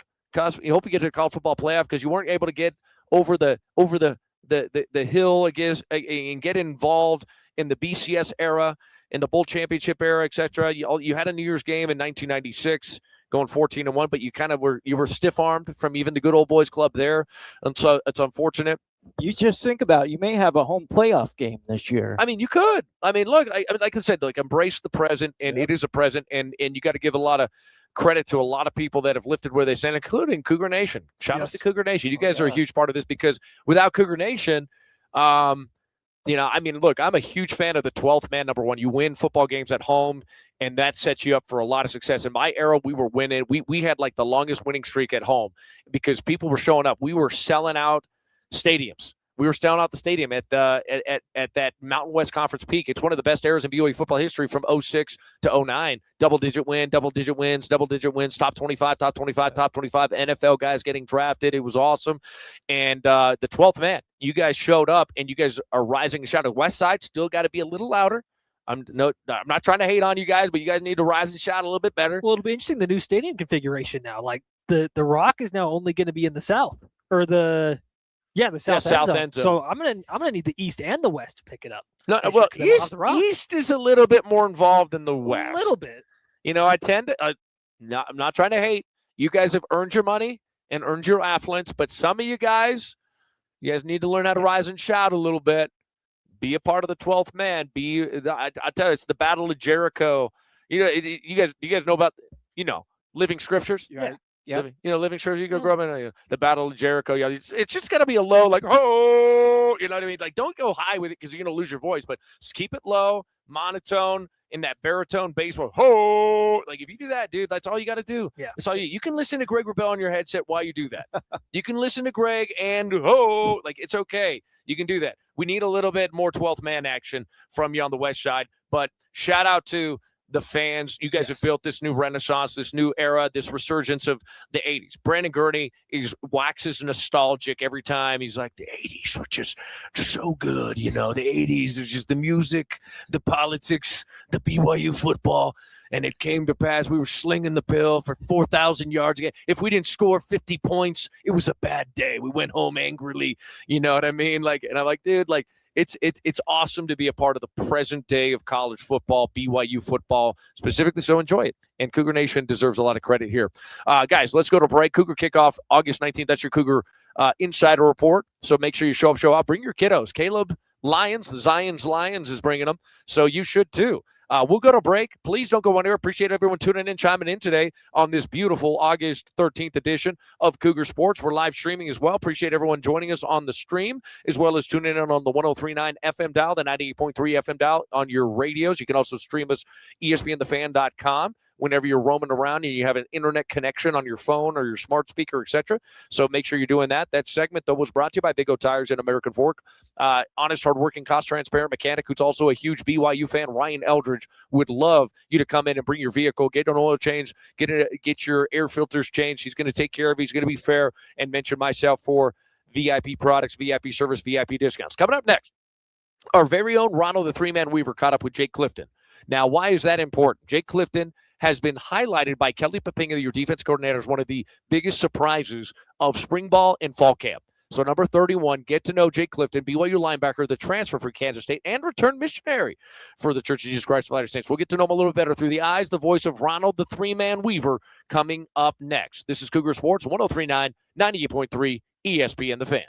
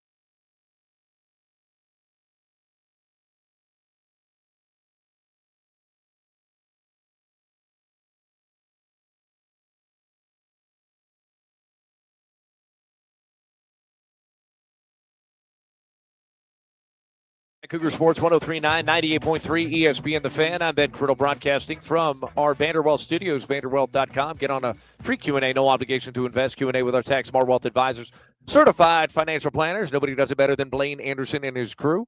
I got a great segment for you here. We're going to get to know Jake Clifton. Okay, Cam Clark by my side, a part of the BYU TV crew. Been doing a lot of play-by-play too. Cam, give me a little resume breakdown, Cam, for all those that are tuning in Cougar Country. Yeah, so I do some play-by-play for U Conference, so middle school football here in Utah. Talking about doing some sideline reporting with BYU TV right now. Doing some women's soccer, so that's been fun. Shout out to them; they won last night. Jen Rockwood at the UCLA, her final season. It's crazy. No one's ever known BYU soccer without her, so it's going to be crazy. She's the Lavelle of women's soccer. Yeah, this is the house that Rockwood built. Yes, it is. Southfield, baby. And so there's that, and then just producing it at BYU TV right now. So boom shakalaka, Cougar Sports Insider as well. Vic Cram by my side. He manages our newsletter, and he's been reporting. And he had the best Bear Bachmeyer interview I've ever heard in my life. It was awesome. Bear's a stud. Yeah, it was a fantastic interview. I want to remind everybody to go to cougarsportsmedia.com as well. Check out cougarsportsmedia.com. You can follow us on all of our platforms, YouTube. We got TikTok, Instagram. We're just trying to put as much content out there for all you Cougar fans and Cougar Country to consume. Sign up for our newsletter, too. Daily curated content for all you Cougar fans and Cougar Country. If you'd like to just get it nice and curated and summarized in newsletter form, just read through it briefly, then head on over there to cougarsportsmedia.com. But you can stream us from there. You can find all of our content there. It's a great central station, cougarsportsmedia.com. Check it out today. All right, Jake Clifton. Who is Jake Clifton? Who is he, and why does it matter? So 6'2", 225, previous school, Kansas State, hometown, Owasso, Oklahoma. Okay, Oklahoma. Every night, my honey lemon eye. Played in 19 games over 2 seasons at Kansas State. Okay, 2022, 2023. Started 3 games in 2023. Posted 24 total tackles and 2 TFLs in 8 games. Had 12 tackles in 11 games as a true freshman. Served a mission for the Church of Jesus Christ of Latter-day Saints in Nicaragua before transferring to BYU. He habla español. Okay, Jake, I see you, dog. Named the 2021 District 6A1 co-defensive player, defensive player of the year. Okay, I got you, dog. Helped Owasso earn a state championship as a sophomore 2019. Also competed in track and basketball, so a multi-sport athlete. He is the son of Chris Clifton and Jennifer Case. Has 2 siblings, Courtney and Christiana. I like it. Ronnie, preview this for me. What are we going to get to know about Jake Clifton? Yeah, look, like I teased earlier and a little bit earlier in the show, this is a guy that the journey always was going to end up at BYU, but Coach Kelly Papinga is really high on this guy. He has a funny joke about how you can power clean 335 off of a mission. That's impressive. By eating mama's food. I'm just going to give you that little bit of a tease. But, yeah, he's going to tell who he's been running with, Ben, the ones and the twos. There's a lot of guys in this linebacker room that really stand out. He's got goals for the 2026-27 season. He's been hitting those goals. He's going to continue to work towards those. But, yeah, look, super down-to-earth individual, Ben, with the new 5-for-5 rule. I honestly could see this guy playing in extra years, if I'm going to be honest, looking at it, 22 years of age. And I think he can be a captain of the defense in the future. I think this could become a household name. And I know that's high praise, right? And that's a hot take with all the linebackers they already have on the roster and the history of BYU at the linebacker position. But this guy, Ben, he just seems like a guy that's going to play in the edge. Ben, we always say coaches don't mention guys' names if they haven't been making an impact, right? Remember when TP showed up? They got to earn it. They got to earn it, right? Legend. When you start saying players' names, it means they've impressed the coach. They have, and Jake Clifton, along with Legend Glasgow, along with Tommy Prastis back in, this player has impressed those coaches. So you're gonna get to know why. In his journey to BYU, I really enjoyed this entire interview, and then he's gonna tell you if he likes blitzing the quarterback. Or if he likes dropping in the coverage, and if he'd rather get a scoop and score or a pick six. There's some previews. I like it.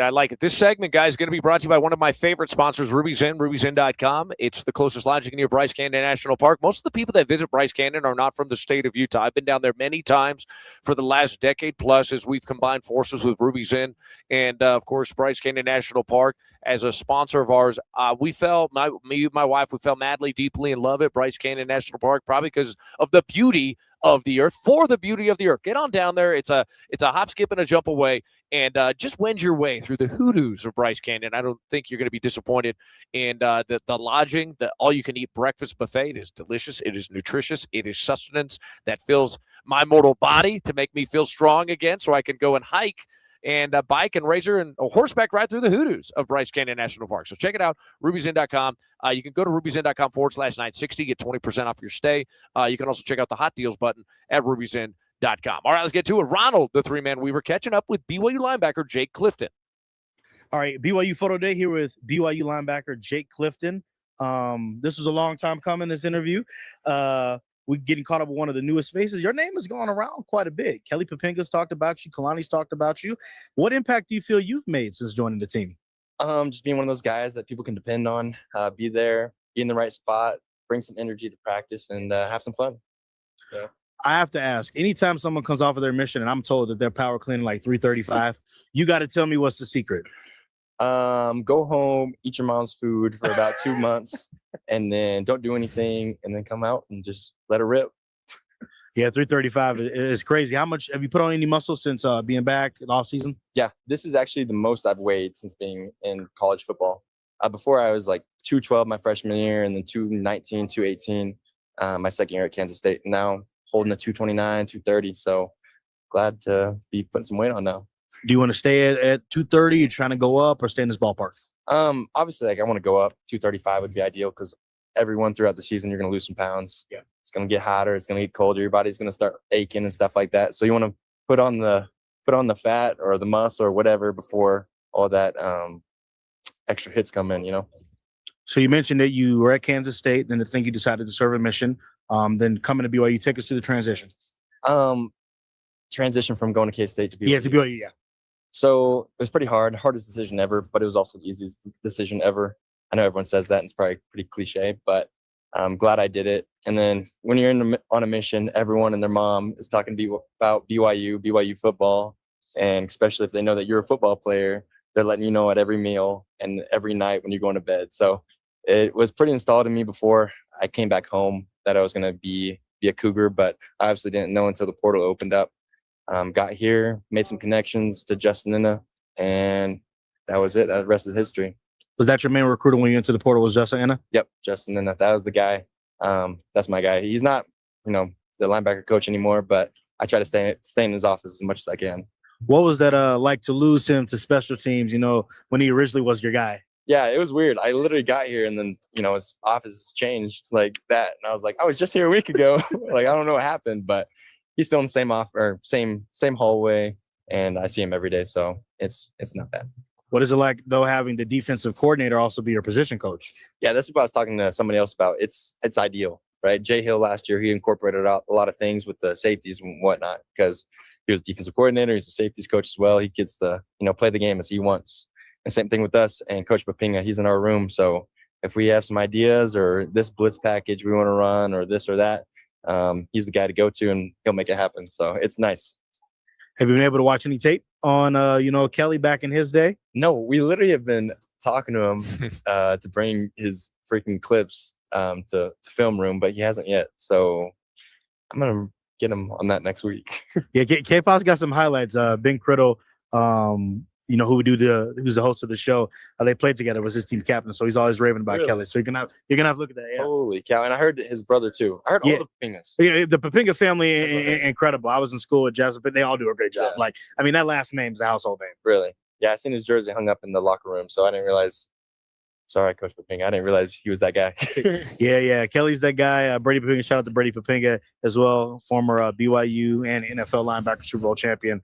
So let's continue on with you. What were the goals for the offseason from spring ball to fall camp? I've gotten better when those have coming up, been in pitching those. And put on some weight and just get with the guys. I mean, we're going to be with these guys until January.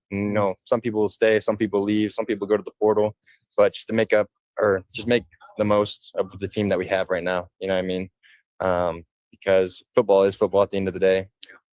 Once you guys get the playbook down, I mean, you can look over it 20 times over if you want, but really, you might as well just make some bonds and be ready to lay it out on the field for your brothers. Hey, the brotherhood definitely does matter in football. You mentioned putting on weight. Sounds like you're on that track or almost there. What about the playbook? You got that down?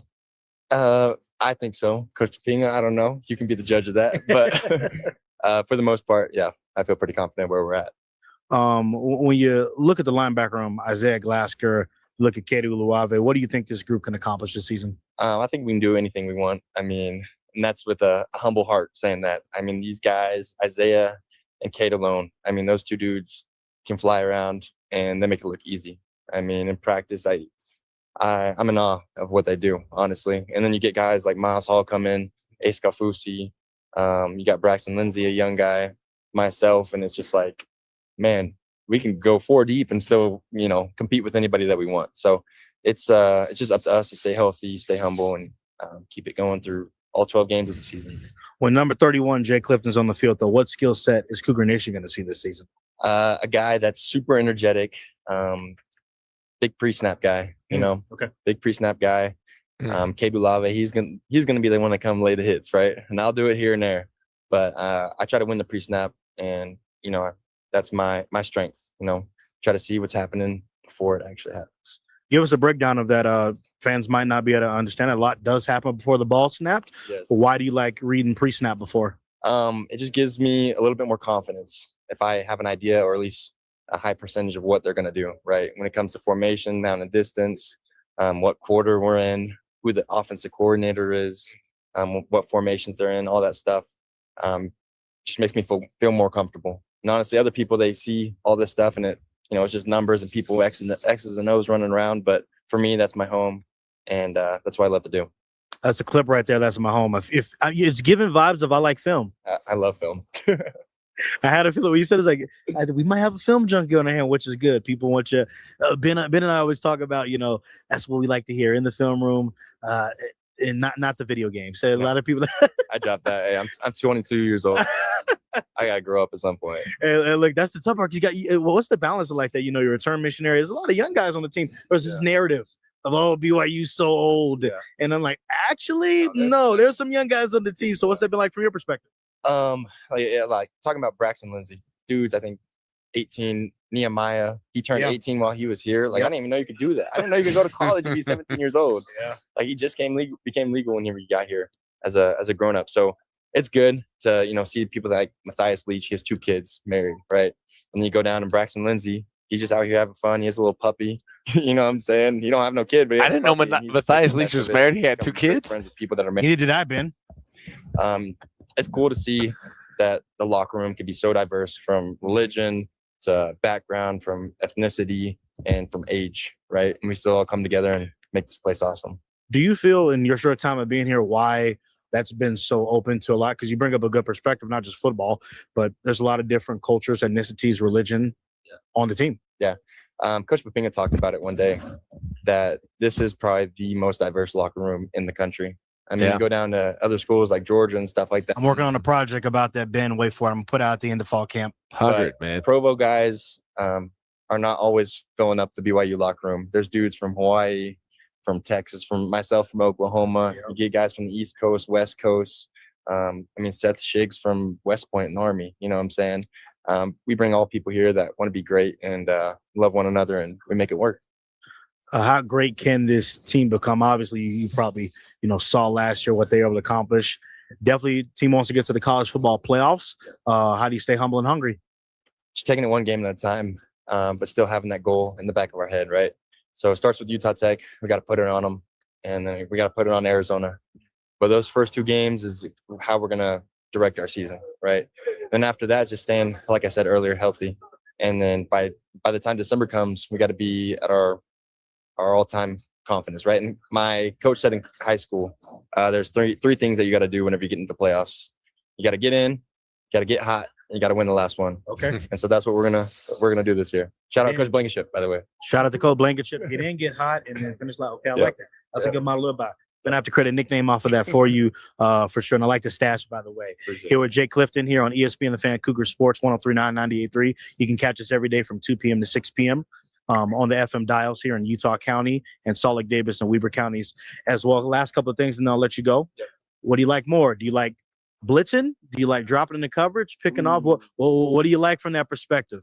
I like being in it. I like getting my hands on an offensive guard, Okay. dropping to the ground, a little push-pull action, you know what I'm saying, and make the play. I do love the coverage part, but it's just that feeling when you get a 305-pound lineman on his face. I mean, you can't beat that. Yeah, you can, especially when you think of physics and everything. That feels some type of way. So I'll say, which one would you feel more inclined to do? So would you like a scoop and score, or would you like a pick six? Pick six. Pick six. Okay. No way anybody's going to scoop and score, right? You never know. You'd be surprised. I won't reveal anybody's name, but yeah, 100%. Yeah. I mean, I guess if you're talking about like deep tackles. Exactly. That's yeah. All right, that's fair. Because let's be honest, D tackles getting to the house. Shoot, maybe Kirkland. I don't know. You know what? I heard he slimmed down. He actually slimmed down a little bit. He's still heavy. He's still a big dude. He's still benching way more than anybody. But how much does that dude bench? I couldn't tell you the number, but I just know it's not within my range. Hey, look, I was told by IG, it's unfortunate because you got to deal with Keanu, but now you're going to have to deal with Justin. So good luck. It's a tag team combo. Those dudes, good cop, bad cop. They come 60 seconds left, Ben. at each other, so it's gonna be fun watching them. Let's finish up with the offensive side of the ball. How has Bear looked from your perspective? What has it been like to go against him? How has he made the defense better? Yeah. Honestly, in fall camp, I try not to look at the quarterback. Okay. Right? Of who it is or what, like stuff like that. Just kind of like play the game, play the route concepts and stuff like that. But when we go back and watch film, then I do see it, right? In the moment, I don't see it. But then after Bear throws a 50-yard corner on the money, and you're like, all right, this guy can ball. So he's still got it from what I've seen that he did last year. So it's going to be fun watching this year, especially when we're on the sideline. Just being confident that someone's got the offense in good hands. Hey, look, he'll score touchdowns, and you guys will give him a short field to get more points on the board. Yep, it'll be easy. Have you been running with the ones or the twos in fall camp? Both, right? So like I said, a lot of dudes that can play football. So I'll run with the twos with Miles and well, shoot, we rotate so much I don't even know, right? But then halfway through practice, we'll rotate with the ones like that, and so get new packages in and whatnot. Jake Clifton, everybody, thanks for joining me today. Yep, thank you for having me. Of course. My shot. So a couple of things that I really like about Jake. Number one, extremely intelligent, articulate, football acumen. He loves film. You get me geeked out when you're like, when I just love watching film. I'm like, hell yeah, you get to watch that film. Because like when you're done with practice, like I always really enjoyed, like I had a great example, and granted, I loved watching film in JUCO. My game went to the next level when I started evaluating my film every single game, every single practice. And that was like, I'm old, man. That was like VHS. So you had VHS at the JUCO ranks. But I felt like my playmaking went through the roof, and like my run pass reads were phenomenal, and they were just so much faster. That half step that in the game of inches, right? That's you see, you read, react. Yeah. And the more you visualize, the more you see it. And then like there's this like neuromuscular connection that occurs, like, and there's a synapse and just snaps and you go. The more you do that, the more you get in your physical reps, they combine eventually, and you can envision something happening before it happens, and you go make a play. And the purest form of it, if you watch like Kyle Van Noy play at BYU, it's poetry in motion because of his preparation. So baseline foundational, love that about Jake Clifton. Luke Kuechly. Kuechly was a master at that. Yeah, definitely. I mean, a lot of the best linebackers and the part of the defensive front seven, I mean, they're film junkies because they're also having to communicate everything to everybody else that doesn't want to watch the film.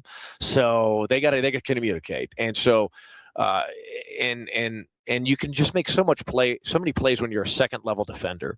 The best place to be is to be a second level defender, or I think I mean, it depends on like free or strong. Sometimes when you're rotating down, it's nice to have a hybrid as well. If you're a free or strong and you're rotating down into the box, because you make so many plays and you can get so many angles.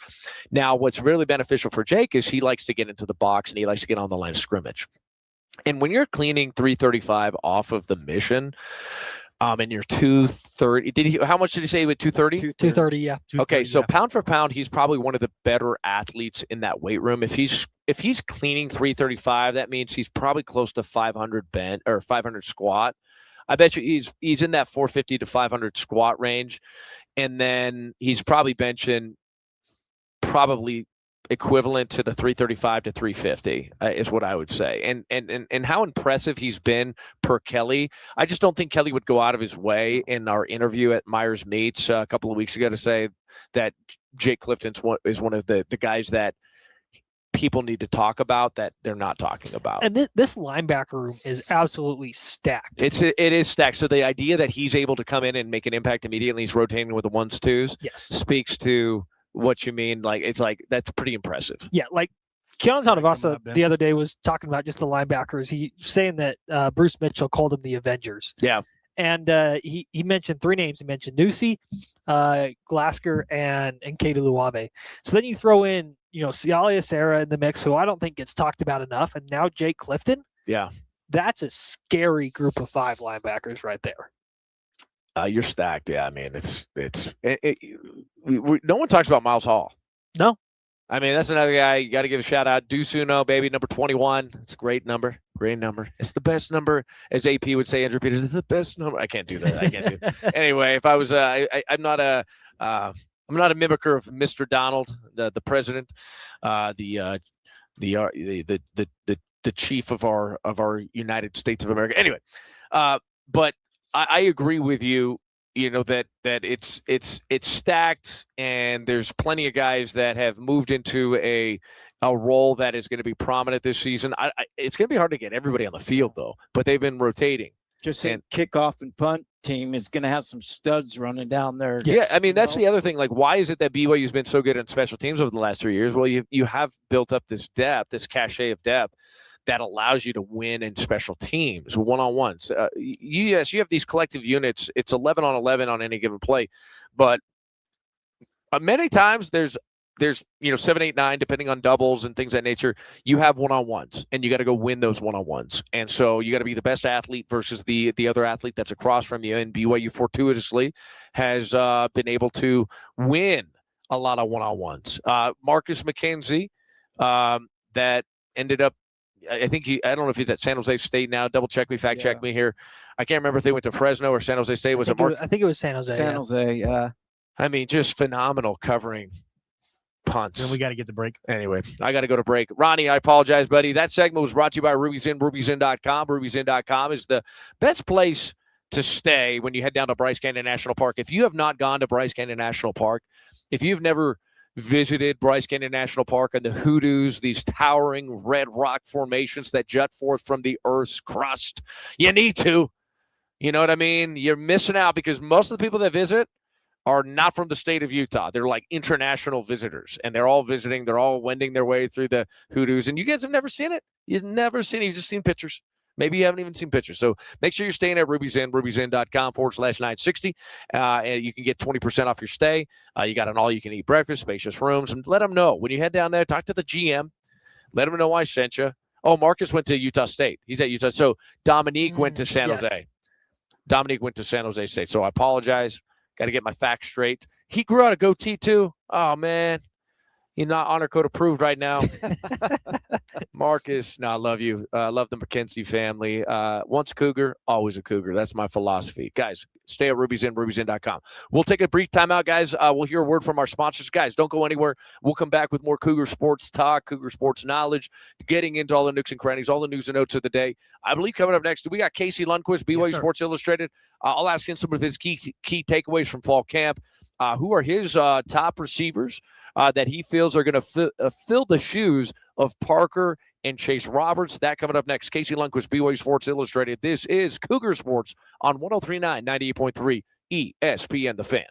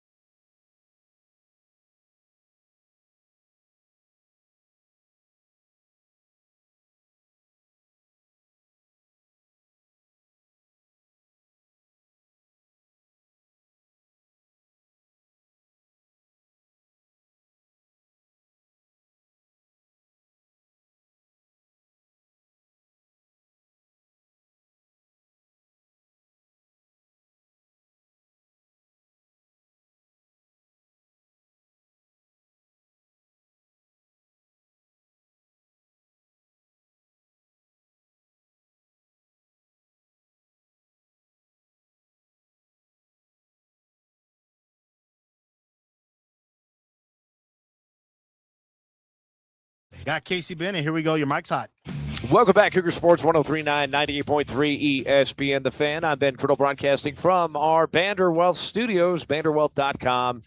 For those that don't know about Vanderwealth, Vanderwealth has combined forces with BYU Athletics over the years, BYU student athletes to build up their wealth. Now they want to help build up your wealth. Get on a free Q&A today at vanderwealth.com. Blaine Anderson, a certified financial planner, NFLPA certified financial planner, wants to aid you, support you in your quest for financial stability and sustainability. We got a great segment here. We're going to get into a Cougar beat. We welcome in a Cougar Sports insider that covers the team on the daily, on the weekly, all day, every day, 24/7, 365. This segment's going to be brought to you by Called to Sweat. If you've been called to serve, you need to be called to sweat as well. One of the things that I neglected while I was on my mission, I don't know about you, Cam, I don't know about you, Vic, I did not work out. Like, I felt like it was like a sin. I'll be honest, like you get out there, you're like, you need the spirit. I got to be able to teach. Got to be able to baptize, and if I'm at all selfish whatsoever, if I'm at all thinking about myself, I'm not going to have the spirit with me. So I neglected my health. I just ate chimichangas, and and just didn't work out. And I came back, and I was not in the best of shape on my mission by any means. And I think that was devastating to me, emotionally, psychologically. I just didn't feel like myself. I didn't feel like an athlete while on my mission. And I think I would have benefited from having an intentional plan of how to work out with body weight. And that's where Called to Sweat comes in. So if you've been called to serve, you should also be called to sweat. Head on over to calledtosweat.com and find out how these workouts that are sent to you every Sunday, 6 workouts for the week, straight to your missionary email, can help out your missionary or you yourself. If you're listening, you're going on a mission. It's all body weight, video demos for each exercise. Works in any mission everywhere in the world. It's built by Kristen Wise, a certified trainer of over 25 years. She's a missionary mom herself. She's a former BYU student athlete as well. So head on over to Called to Sweat. Utilize the Criddle15 coupon code. Get 15% off your order. And you can work out alongside your missionary as well, parents. So if you're a parent that has a missionary that's been called to serve, be called to sweat as well. Work out alongside your missionary. Let's get out to the hotline. Welcome in Casey Lundquist, BYU Sports Illustrated. Casey, how you living? Good afternoon, Ben. I'm good. How are you? I'm doing fantastic, man. Thank you for asking. Family good. All is well in the Lundquist home? All is well. My oldest daughter is getting ready for kindergarten, so kind of a crazy couple of weeks in our house. So awesome, man. Joy and rejoicing. Joy and rejoicing, my friend. It's a glorious day. How has Camp Kalani treated you thus far, brother? It's been kind of a different camp, I would say, than the last few years. The last couple of years, we've been all focused on the quarterback position and quarterback battles. This camp is relatively quiet. We kind of know who's going to play. There's a couple positions up for grabs, but we kind of know what this team is about. And then kind of hovering as a cloud over camp is this strange tension between Kalani Sitake and the BYU admin and whatever is going on there. So it's been a little bit different than past fall camps. But when we did have the chance to see the team a couple of days ago, I found it very insightful, and it's exciting. And football is just around the corner. So, what key storylines? Where has your bandwidth been allocated since the start of Camp Kalani? Yeah, I'm paying most attention probably to a few things. Bear Bachmeier's development to me is first and foremost, because I know what LJ Martin is going to provide in the run game.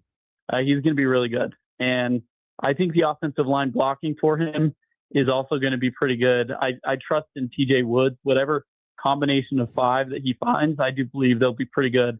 So to me, where BYU takes the next step as an offense is in the passing game. And that's twofold. So that's Bear Bachmeier's development in year 2, and also who he's going to be throwing to, because BYU loses so much production there. So that's where I've been focused the most. And then second behind that is who are those maybe young defensive ends that were pretty inexperienced last year that are ready to rise up and become, every down contributors, and not just contributors, but maybe guys that can deliver the pass rush that BYU has been looking for so many years. You mentioned you want to see Barrett develop a little bit more, specifically in the passing game. What more do you want to see from him this season? Yeah, great question. I think Bear did so well as a true freshman, and I think two things are true. I think Bear played as well as you could possibly hope for a freshman in his circumstance, and he won so many games for BYU, and he was tough as nails. And I think it's also true that there's still room for him to grow as a passer. And I think I highlight two areas in particular. His total turnovers were great for a freshman, but there were still times where he put the ball at risk a little too often. I think in turnover-worthy play rate, which I think is a really useful metric, just how often is a quarterback putting a ball at risk? Because there's a little bit of luck involved too. You can throw a bad ball that's dropped by the cornerback, and a year later nobody's remembered that you almost threw an interception on that play. But I think there were a few times where he put the ball at risk a little too often. That's not a knock on him, to be honest. That's something that most freshmen deal with when they're thrust into the college football game as a freshman fresh out of high school. So I'd like to see him clean up the turnovers just a little bit, and then for me, it's what can he do in the vertical passing game. There were times where, particularly against Texas Tech, where the Red Raiders were daring BYU to attempt a ball, more than 20 yards downfield. And whether it was the pass rush or, just that stage of Bear Bachmeier's development, BYU wasn't ready to attack a defense like Texas Tech over the top. And I think there's multiple facets to that. Like I said, he does need to be protected. But even in other games, as far as just accuracy rates go, he was on the lower half of quarterbacks last year in terms of just throwing the ball accurately downfield. I do believe that's been an area of focus for him in the offseason, throwing to guys like Kyler Casper, who are really big targets and can stretch the field. And I think we've also seen glimpses in camp where he's been more comfortable throwing, 20, 25, 30 yards downfield. So, question marks that you have about this BYU football team that you need answered prior to Utah Tech, or even after maybe getting into your most your initial test. I wouldn't say Utah Tech's your initial test, right? But what questions need to be answered for you? Most of my questions are depth related. What would happen if BYU loses one of Bear Bachmeier or LJ Martin or a guy that's just critically important. So most of my questions are about the depth. I think as far as starters go, I know what to expect from most of them, except for, a couple of the positions that we've mentioned. I'm waiting to see who emerges at wide receiver. I think there's starting to be a little bit of separation there, but at wide receiver and of course, defensive end, there's so many bodies that I expect BYU to rotate. But what I'd like to see is someone to step up and just command to be on the field so often because they're, playing at a really high level. Fessie's been pretty, I want to say the last couple of years, I feel like he's curated that rotation and been a little bit more stringent in how many he allows to enter into that rotation. 4 guys. And he wants them on the field a lot to get into rhythm, feel the rhythm, feel the rhyme, get on up. It's throwing the football time, right? BYU fans get geeked out about it, right? They want to just throw the football, like, you know what I mean? They don't want to run no inside zone, outside zone plays. They love LJ, but they want to sling the pill. They want to sling the rock. Their idea of the 80s, they threw the ball 60 times a game, even though I don't know if that's accurate. Sometimes maybe they did, but they want to sling the rock, right? That's what they want right now. Yeah, that's kind of BYU football at its core, is to have a dynamic passing attack. I am with you. I've noticed that the last few years, in 2024 and 2025, which were both really successful seasons for BYU, that wide receiver rotation was pretty tight. Yep. I mean, if you look back to even 2024. A guy like Parker Kingston didn't get a whole lot of run until guys like Darius Lassiter and Keelan Marion had moved on from the program. So once Parker got his opportunity, obviously he took advantage of it. And so I'm waiting to see if there's a guy or two in the room that can really seize the opportunity that have maybe been waiting for that moment, or if it's a guy like, Legend Glasgow who's just, he's made it so that he has to be talked about because he continuously makes plays. So who's your top five, top six wide receivers then? How would you rank them? What's Casey Lundquist's rotation right now, would you say, at wide receiver? Yeah, going into camp, it started with JoJo and Kyler. I think those two remain at the top. And then I think Legend has worked his way to number 3, just with how consistent he's been against the first team defense. That was my question for him going into camp.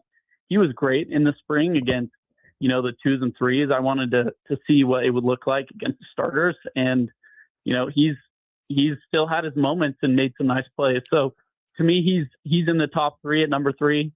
Then I would go, it gets so close, but I would probably go Reggie Frischnecht, Tiger Bachmeier, and then Tate Nakua.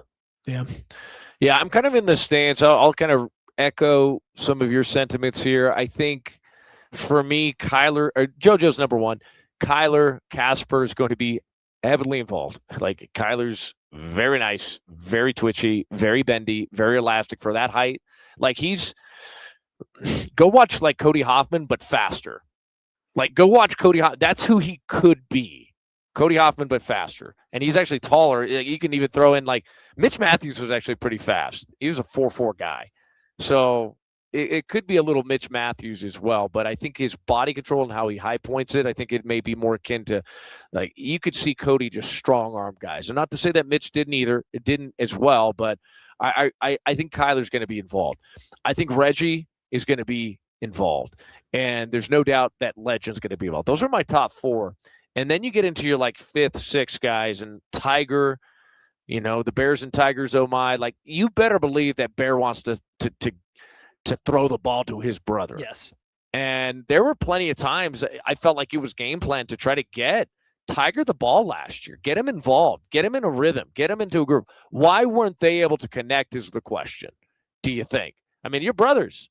We're brothers, right? We come together, and they put in the most reps. They should have the most cohesion. Do you feel like that Bear-Tiger connection will be a part of this BYU offense this year?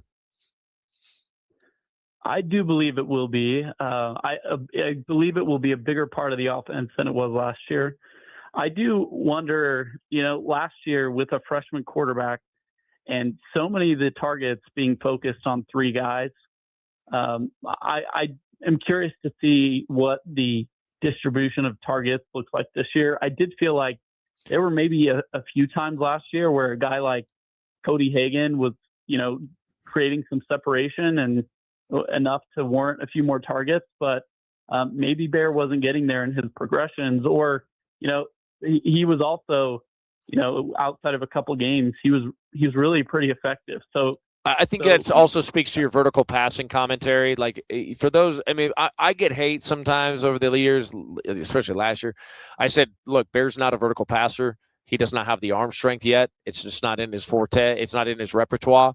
I think that could change this year. I think he put on some lean muscle mass, but I think that was also, like, when you have to throw it 55 yards downfield to a 4-3 guy, it's not easy, and it's got to be kind of on a rope, and you can't throw those on a rope because they can get picked off. You want them to run under him. I just didn't think he had it in his repertoire last year. So all that late developing stuff, I do think there's a progression element, but I don't think he felt confident to get it there. Most of the vertical passing, I felt like, was not late developing.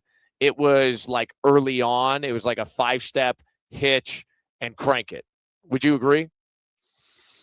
I would agree. I think the perfect example of that would be on that first drive against West Virginia, where Bear Blockmeyer hits Chase Roberts. Yeah. That was designed, and there was no doubt where he was going to throw that ball. So I agree with you. If BYU is really going to reach its goals and be able to win a Big 12 championship, I just think you have to threaten the defense that way. That doesn't mean you have to hit it every week, but you have to hit it just often enough that it's a threat. And so I have been watching that closely, in clips that BYU put out the other day. Bear finds Reggie Frischnecht for probably a 30 to 40 yard touchdown pass. stuff like that is really important just to be able to stretch the defense out.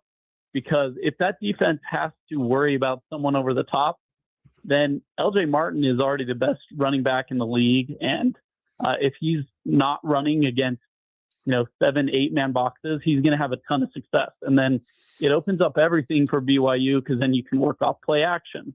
And we haven't even talked about the tight ends yet. I think there's a real chance that your leading wide receiver is in that tight end room. So, as you look at across the roster this fall camp, it's really starting to feel like there's a lot of weapons, and it feels like it's only a matter of time before some of them really emerge. But my takeaway so far from the wide receiver room is the talent is there. I think it just remains to be seen who comes up and, takes advantage of the opportunity. We got Casey Lundquist, BYU Sports Illustrated on the line. Cougar Sports 103.9, 98.3 ESPN The Fan. You can check us out at cougarsportsmedia.com for our stream, our newsletter, and all of our content there. Casey, we're talking Camp Kalani and some of the question marks still. I'll give you one of my question marks, right, that may or may not be a concern to you, but man, we've been so good at special teams. We've been so good at special teams over the last 3 years. And if I look at one-score games, and I put out a stat, I don't have it in front of me right now, but one-score games over the last 3 years as we've gotten into the Big 12, like we've won a lot of one-score games. Muchos juegos, muchos partidos, and one-score games. We're okay, we're 8-2 over the last 2 years. Okay, so 8-2 over the last 2 years. And there's been plenty of those games in which we came from behind and we had to rely on special teams to get us out, whether it was place kicking, punting, flipping fields, punt return game, etc. So even kickoff return game. I mean, you don't beat Utah at Rice Eccles Stadium without Keelan Marion housing that. Yep. You just don't. You may not win at home this last year with Parker Kingston unless Parker Kingston houses it at home. Anyway, are you concerned about the special teams unit? Give me some optimism here if you'd like. Put some faith in this group. What do you make of the special teams room, and are you concerned about? I am concerned about it. I apologize to any special teamers out there. No, and any parents listening, okay? We trust them. They're Cougars. They are talented. It's just we don't know what we don't know till we know. We have not seen the punting. We have not seen the place kicking. We have not seen the return game yet. We have not we got a new special teams coach too. We got a new special teams coach. All of it's new.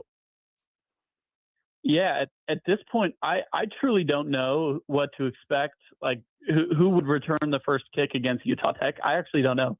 I can't remember the last time I didn't know with, a pretty clear idea who's going to be returning kicks. And it feels like, there's like who do you want to return kicks? Maybe is another question. Sorry. That's a good question. Yeah, keep going. I did see Evan Johnson. I did see Evan Johnson taking some punts. I'm really intrigued by that. I think that would be fun. So, just for like the fun factor, I think I would take Evan Johnson. But I also think one of those freshman wide receivers could be pretty dynamic in the return game, like a Terrence Serion or Legend Glasgow. So I think it would be fun to watch one of those guys. But I think if I had to guess, it's probably Cannon DeVries. If you remember, he had a chance to return a punt. I think it was against Stanford maybe, and he was pretty effective in the chance he got. So he was dynamic in high school. So I wouldn't be surprised to see him either. But as far as kicking goes, I really have no idea what to expect. I think kicking is one of those things that you just really don't know until you see it in a game too. It's completely different in a practice setting versus in a stadium full of people, kind of like hitting free throws. Yeah. Like every D1 basketball player can knock down free throws in an empty gym. But after this comment, let's get the break. There's a crowd around. So I have no idea what to expect from the kicking game. And in the Big 12, you're going to play close games. That's just the reality. BYU is a really talented team, but they're not so much more talented than every other team in the league that you're not going to have to win a couple close games. And the kicking game is usually a factor in that. BYU doesn't beat Arizona if Will Farron doesn't knock down like a 45-yard field goal in overtime. So those things have to happen if BYU wants to get back to the Big 12 championship game. But that is certainly a question mark for me. Casey, you talking about this, it got me thinking kind of a random question, but so I'm going to ask it to you because it came up it came into my mind. For $1,000, okay, everybody, I don't know, let's say $1,000. You have to hit either like a 12-foot putt. You have to hit let's say, a free throw. We got to Let's go free throw. handy after this. And then also throw in there, because I got a baseball guy. It's a 3-2 count. You got to hit a base hit. Base hit? You know, I got to hit a base hit. Which one do you feel confident in that you can hit for $1,000? Everybody watching you. Not the base hit. I'm going free throw. If you go Well, no. you You can. No, this is what I'm going to say. Like, actually, it's a soft toss. You got to hit a base hit, and it's a soft toss. Gotcha. You got fielders out. You got your fielders out there, but it's a soft toss. So you get it right there. It's right there down the middle, and you get to hit it. Okay, little soft toss, little BP. That's right. Little BP. My baseball coach in high school won't be pleased, but I'm still going free throw. I spent a lot of hours playing basketball in high school when I probably should have been practicing more baseball, but I'm going free throw. If Ronnie's putting, I'm going putting. Oh yeah, no, Ronnie's got a smooth stroke on them greens. He got supple, smooth hands. Very, very, very, very refined. I know we got to go to break and I'm hopping in, but here's the crazy part. I've learned the putt from because I just want to make sure I be declarative with this. I played baseball high school, right? And I tried out for BYU, so I'm going to take the pitch. Not even underhand, Ben. I'll take it down the middle. Yeah. I'll say just like BP, kind of like a BP. You're at an L screen. I'll do that with hitting. A little BP L screen, and you got one hit, you got one swing, right? And you can let you got. It's going to be right down the middle. It's going to be right where you want it. Which one do you feel confident in? With $1,000 on the line, so I like it, Casey. Casey, any other thoughts before we let you go? No, my only thought is I definitely wouldn't choose the putt. I can't hit a putt to save my life. My short game's terrible. Dude, it ain't easy, man. It is a craft that can never be mastered. Golf. It is a craft that can never be mastered. Casey, we appreciate you. We invite all of you everyone that's tuning in to follow you. Check out all your content, BYU Sports Illustrated, BYUSI. We appreciate you, Casey. Thanks for hopping on for Cougar Beat. Thanks, guys. Have a great day. Yes, indeed. That segment was brought to you by Called to Sweat, calledtosweat.com. If you've been called to serve, make sure you're called to sweat as well. Get 6 individual workouts every Sunday straight to your missionary email, 30 minutes each, all body weight, video demo for each exercise, works on any mission, in any mission, anywhere in the world. If you got a missionary out there, mission field, get them a Called to Sweat subscription and work out alongside them as well, parents. Criddle 15 to get 15% off your subscription. They have a 7-day trial, too, you can try out. Let's go to break. Yeah, we got a little handy sports court coming up next. Gruden is facing criticism from courts, from a court for delays in media leak case against the NFL. Legal issues with some trans athletes. We got the Congressional Black Caucus opposing the Protect College Sports Act. It also fails to pass the Senate. And then Mahomes and Kelsey sued over trademark infringement. That up next. Here on your Utah ESPN Radio Network, 103.9, 98.3, ESPN The Fan.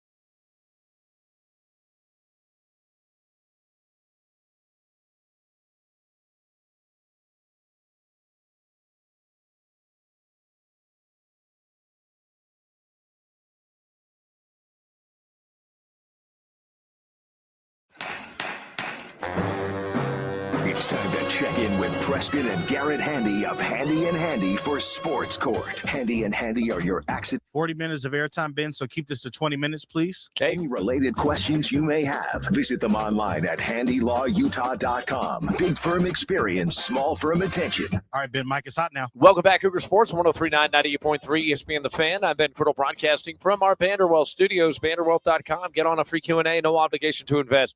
Q&A with our tax smart wealth advisors. Going to get into one of my favorite segments. It's a little sports court, and it's brought to you by Handy and Handy, handylawutah.com. It's one of my favorite segments because we get into the real-life legal drama that intersect between your favorite athletes, teams, leagues, and you got coaching disputes, you got NIL chaos, sideline scandals, and even courtroom battles. We're diving deep with Utah's most trusted injury attorneys. We got Garrett and Preston Handy on the line. Gentlemen, how you guys doing today? It's Preston. Well, it's just me today again, Ben. Garrett is AWOL. I don't know where that guy is. What does this guy do? Does this guy even work? Traveling. What is he doing? You trying to get his butt in the office, and trying to get a little help here. But no, he's well-deserved break. He's traveling. We'll be home, I think, in the next day or two, and so we'll have him on next week. Love it, man. Well, it's great to have you on the show and to talk sports court as we always do. I know you love to delve into sports and law, but real quick, you guys run an injury firm, right? People that have been in accidents, that people have that need representation. That's what you guys do best at handylawutah.com. That's right. We've been at this for a lot of years. Combined, we've got over 45 years experience. We've been together at our law firm for about 15 years now. We help people that have been involved in accidents where they've been injured, suffered injury and damages in the form of medical expenses, lost income, pain and suffering. We take them through the legal and insurance process and make sure they get compensated. Love it. Well, we appreciate you hopping on to discuss the sports and law facet of this segment. So let's start off with John Gruden. I think John Gruden's a great football mind. He has gotten himself into some trouble over the years, apparently, and others. The NFL has got themselves into trouble as well. Gruden is currently facing the judge's criticism over delays in a $150 million NFL media leaks case. Give us some of the details. Yeah, exactly. So the background of this is John Gruden was coaching the Vegas Raiders, right? Mm-hmm.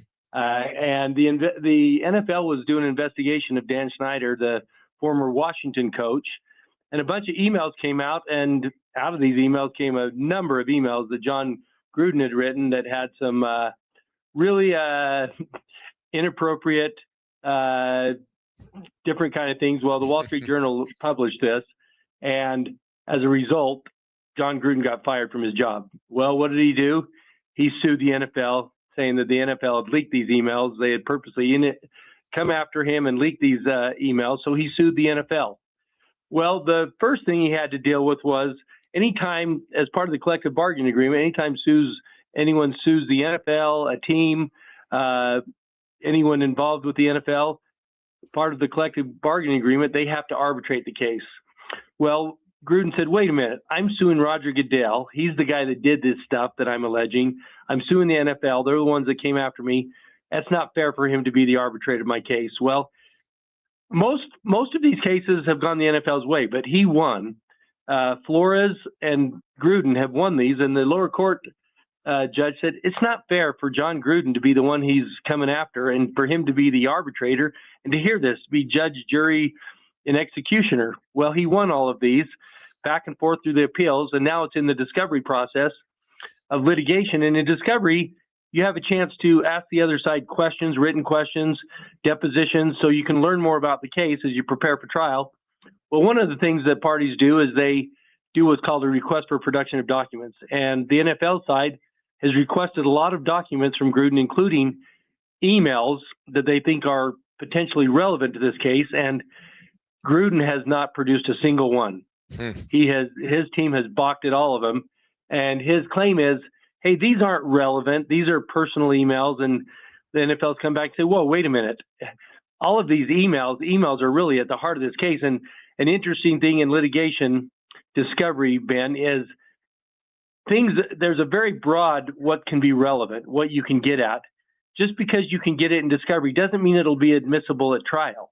It might lead to more relevant stuff, but just because you get it now, you get a broad sweeping net, you may not be able to present it at trial. Well, now the judges come to Gruden's team and said, hey, wait a minute, Mr. Gruden, you're the one that has been pressing this issue. You want a speedy trial, you want to get to trial, you want your case heard, yet you've balked at this stuff and you've delayed things. We're all waiting on you.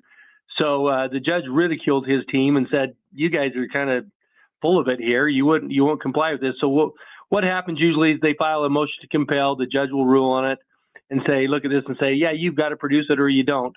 But my guess is he's going to have to produce because it's pretty broad right now what they can get. Crazy times in the NFL and the wild, wacky world of sports and the John Gruden world at that. Speaking of wild and wacky, the WNBA has denounced bad faith actors in transgender athlete debate. Give us some of the details on what's going on here. A lot of hullabaloo in the WNBA these days. Yes, a lot of hullabaloo. So background, the trans athlete issue has become a hotbed legal issue, and it kind of started. The one that kind of jumped out was Leah Thomas, was the University of Pennsylvania swimmer who was ranked, get this, 477th in the country in male swimming. Transitions 6'3" of her transitions and starts competing against the women and starts blowing all the women away. Starts winning all the races. And there was a lot of criticism and legal issues surrounding that, and the Ivy League letting her do that. Riley Gaines, who's an outspoken swimmer, who said, hey, I waited my whole life, trained my whole life, and had this taken away by a biological male, trans female swimming against me. Well, there was a San Jose State volleyballer who many lawsuits, schools boycotted playing against her.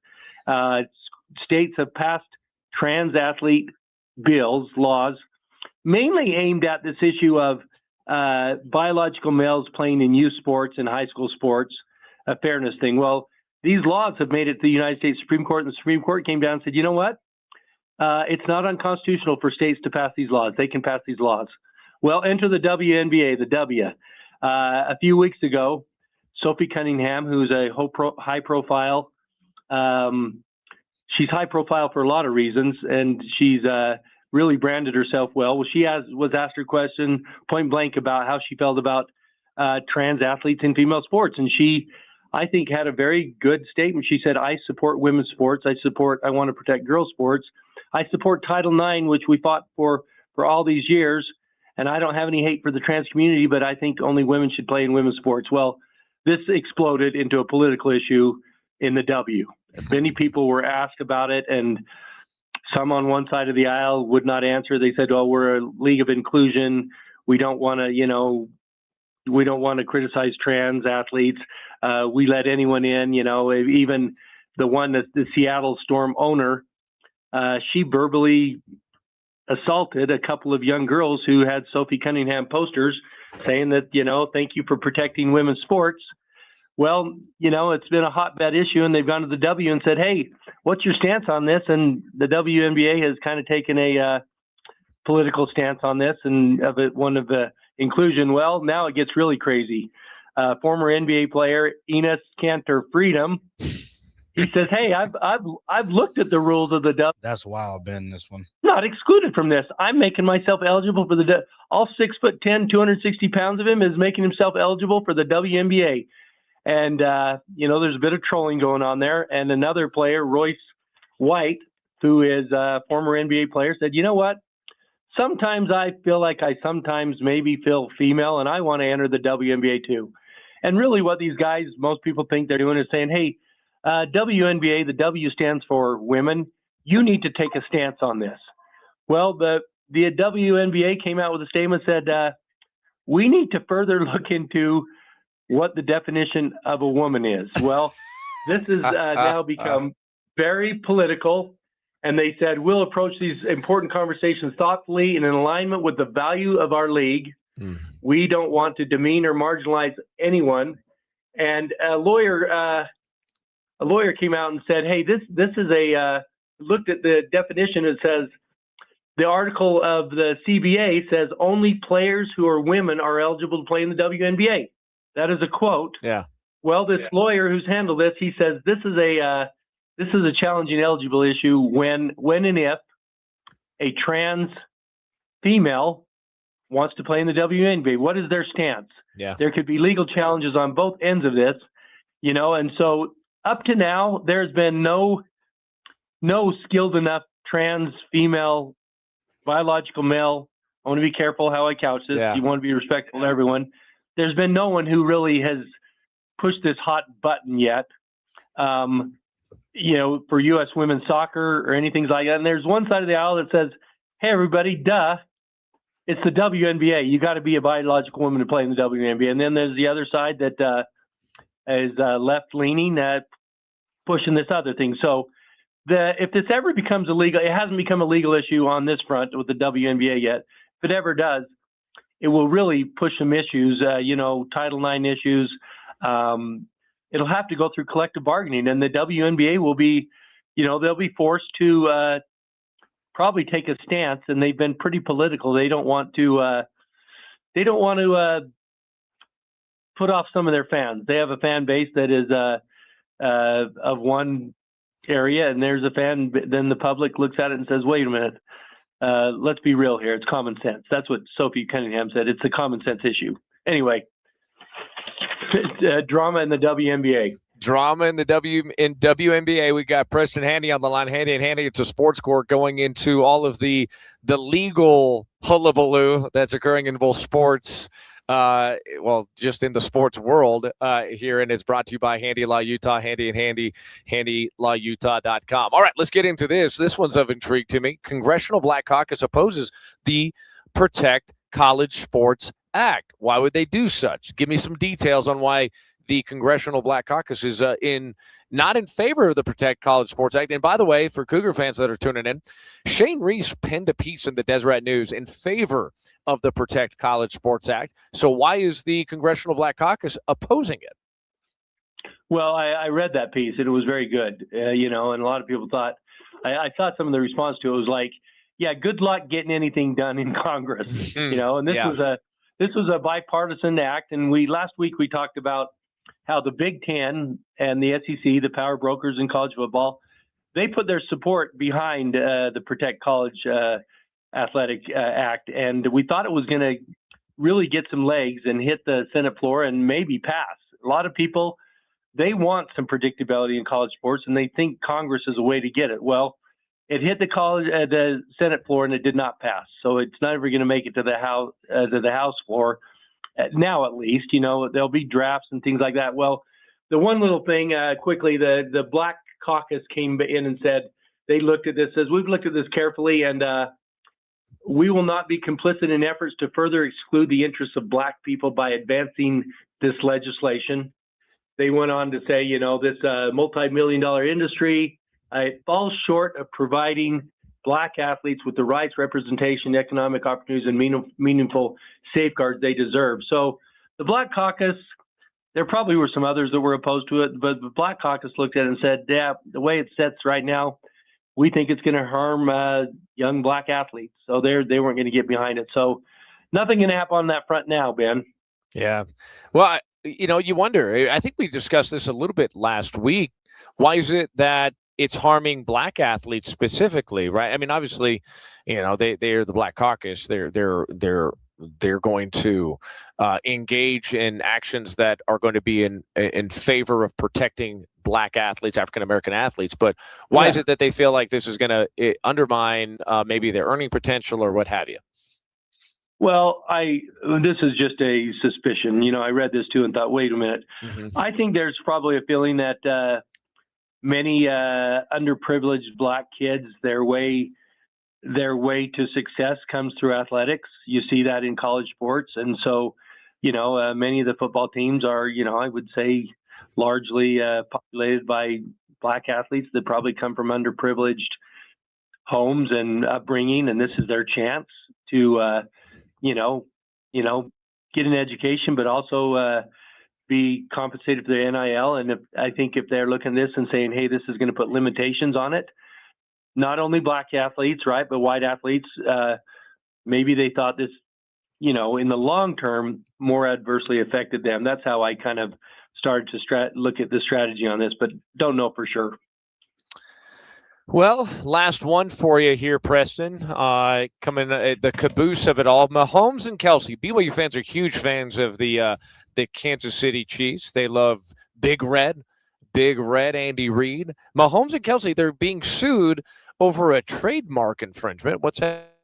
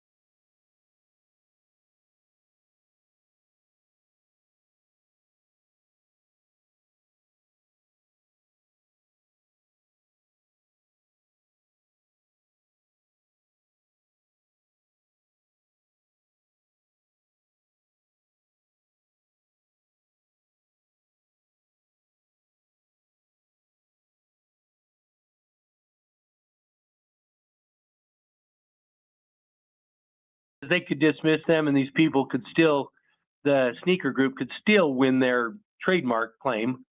You know, I think they're seeking some damages though, and maybe they think the way they're going to get paid is through Mahomes and Kelsey's hefty contracts. And you know, apparently Kelsey has a wife. She has some money, I think, doesn't she?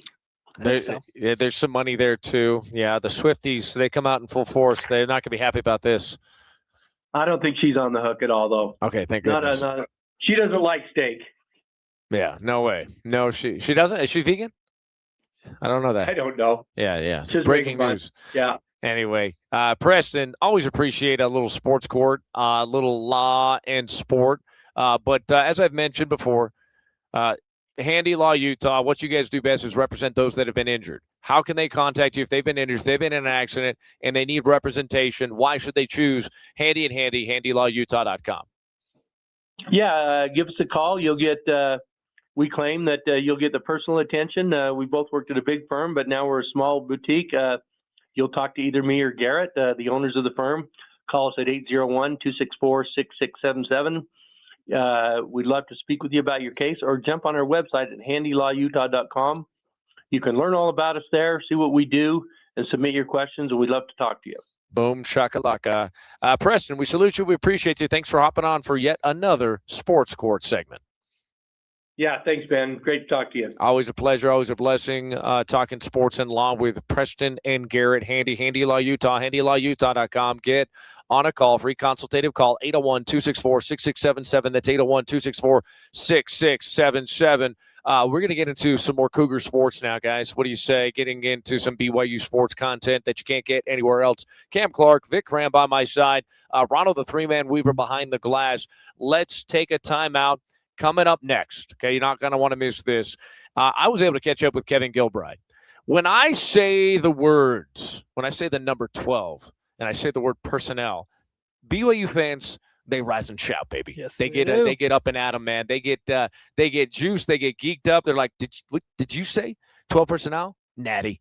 We got 12 personnel. We're going to the Big 12 championship game, and we're going to the college football playoff, and we're in a natty, Ben. Why do they think that? Well, look, some of the best teams in BYU football history, they've had 2 tight ends that have been NFL talents. You know, think of like Itulamili and Chad Lewis.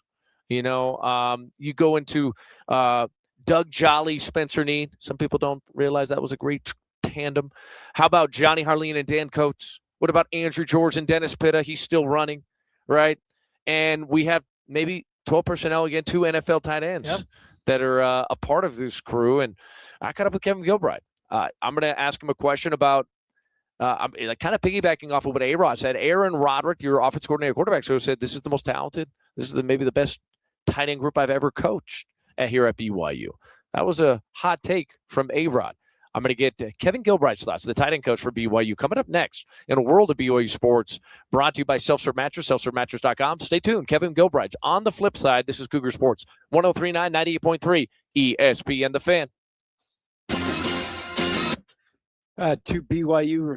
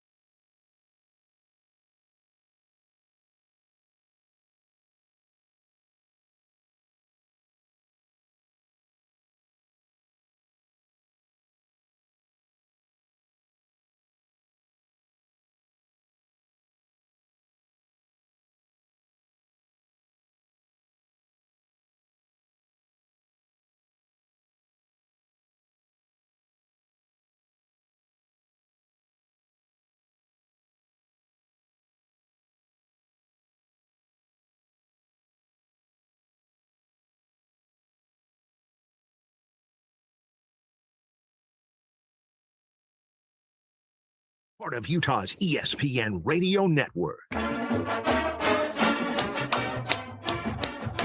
What's going on in the world of Cougar athletics? Let's go. Players, coaches, and experts on all the latest happenings with the Cougars. All right, Ben, Mike's hot. Welcome back, Cougar Sports 103.9, 98.3 ESPN The Fan. I'm Ben Criddle, broadcasting from our Vanderwealth studios, vanderwealth.com. Get on that free Q&A, no obligation to invest Q&A with our Tax Smart Wealth Advisors, certified financial planners. Nobody does it better than Blaine Anderson and his crew. Cam Clark, BYU TV, by my side. Vic Cram, also here, the data aggregator specialist, as well as our newsletter reporter and the best interviewer that has ever interviewed Bear Bachmeier. Shout out to you, Vic Cram. It was a fantastic interview. We're going to get into a great interview as well. I was able to sit down, or rather stand up. Interview is queued up.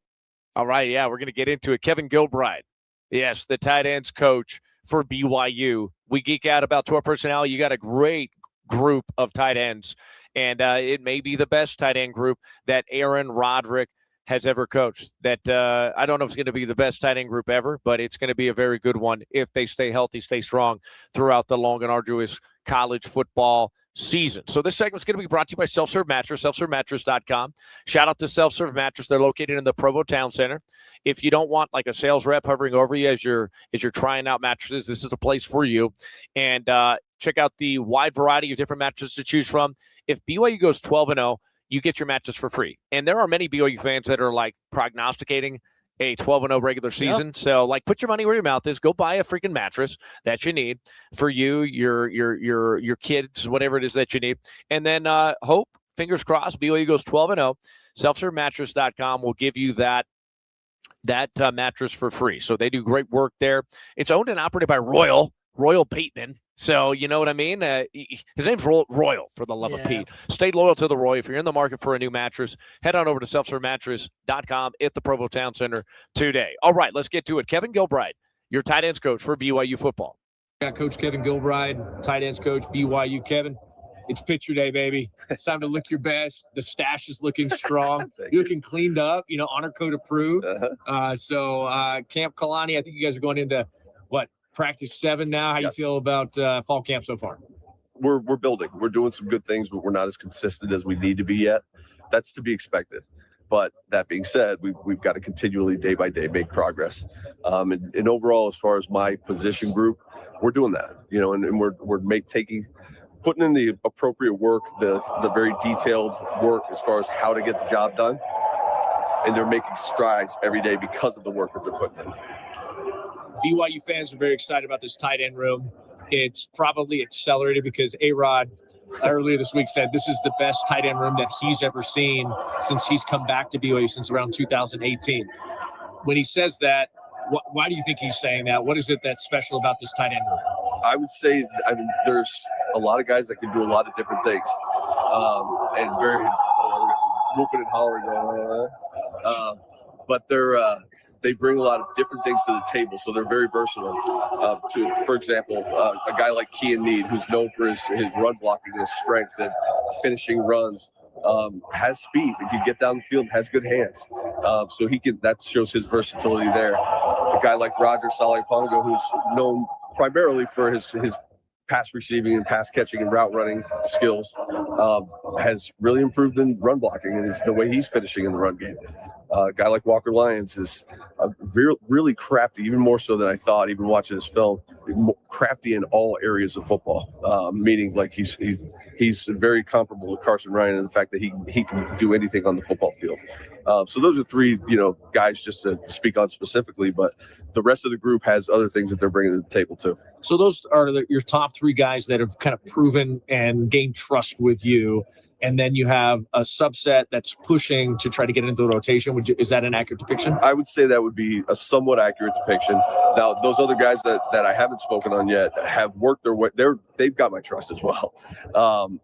But it's a matter of finding different roles for them to do. And that will apply in different situational football type things, or just this guy's that good in this area that we have to play him. That's what they're aspiring to right now. But they have my trust, and they're improving as well. Leaning into that A-Rod comment, you coached at both the collegiate level, but also a long time in the NFL. Yep. Do you have NFL talent in this room? We do. I don't really want to expound on that too much. But there's talent. There's Clay is good. Definitely talent. And it's definitely the most talented group that I've been around at BYU. And can only get better, meaning there's room for improvement with every single person in that room. So I'm excited about the group, but I'm excited to see where we can get to rather than where we're at right now. So 12 personnel. Yep. We talked about it in spring. BYU fans geek out about it because, post 1996 to present day, it seems like all the best teams in BYU football, modern day history, had 2 tight ends, right? And they were utilized in a multitude of different ways. When you hear 12 personnel, what do you think about as a coach, having the experience that you've had at both the collegiate and NFL level? I think it puts stress on the defense. When those players are versatile, when they can run block and when they can flex out at the number 1 receiver, when you can put them in the backfield, when they can do that many different things, that stresses out the defense because the defense can be get geared up for a run play because you're in 12 personnel. Then all of a sudden we align an empty and we throw 4 verts and with a jerk route on the inside. There's so many different things that you can do to keep the defense on their heels. That's what I think is special about 12 and even 13 personnel. Because if you have the versatility within that room, the tight end room, where they can get down the field and make plays, along with put their hand in the dirt and knock the crap out of somebody, you got something special. I think that's interesting. You bring up 13 personnel, right? And let's go back to Kian, who has stopped playing time last year.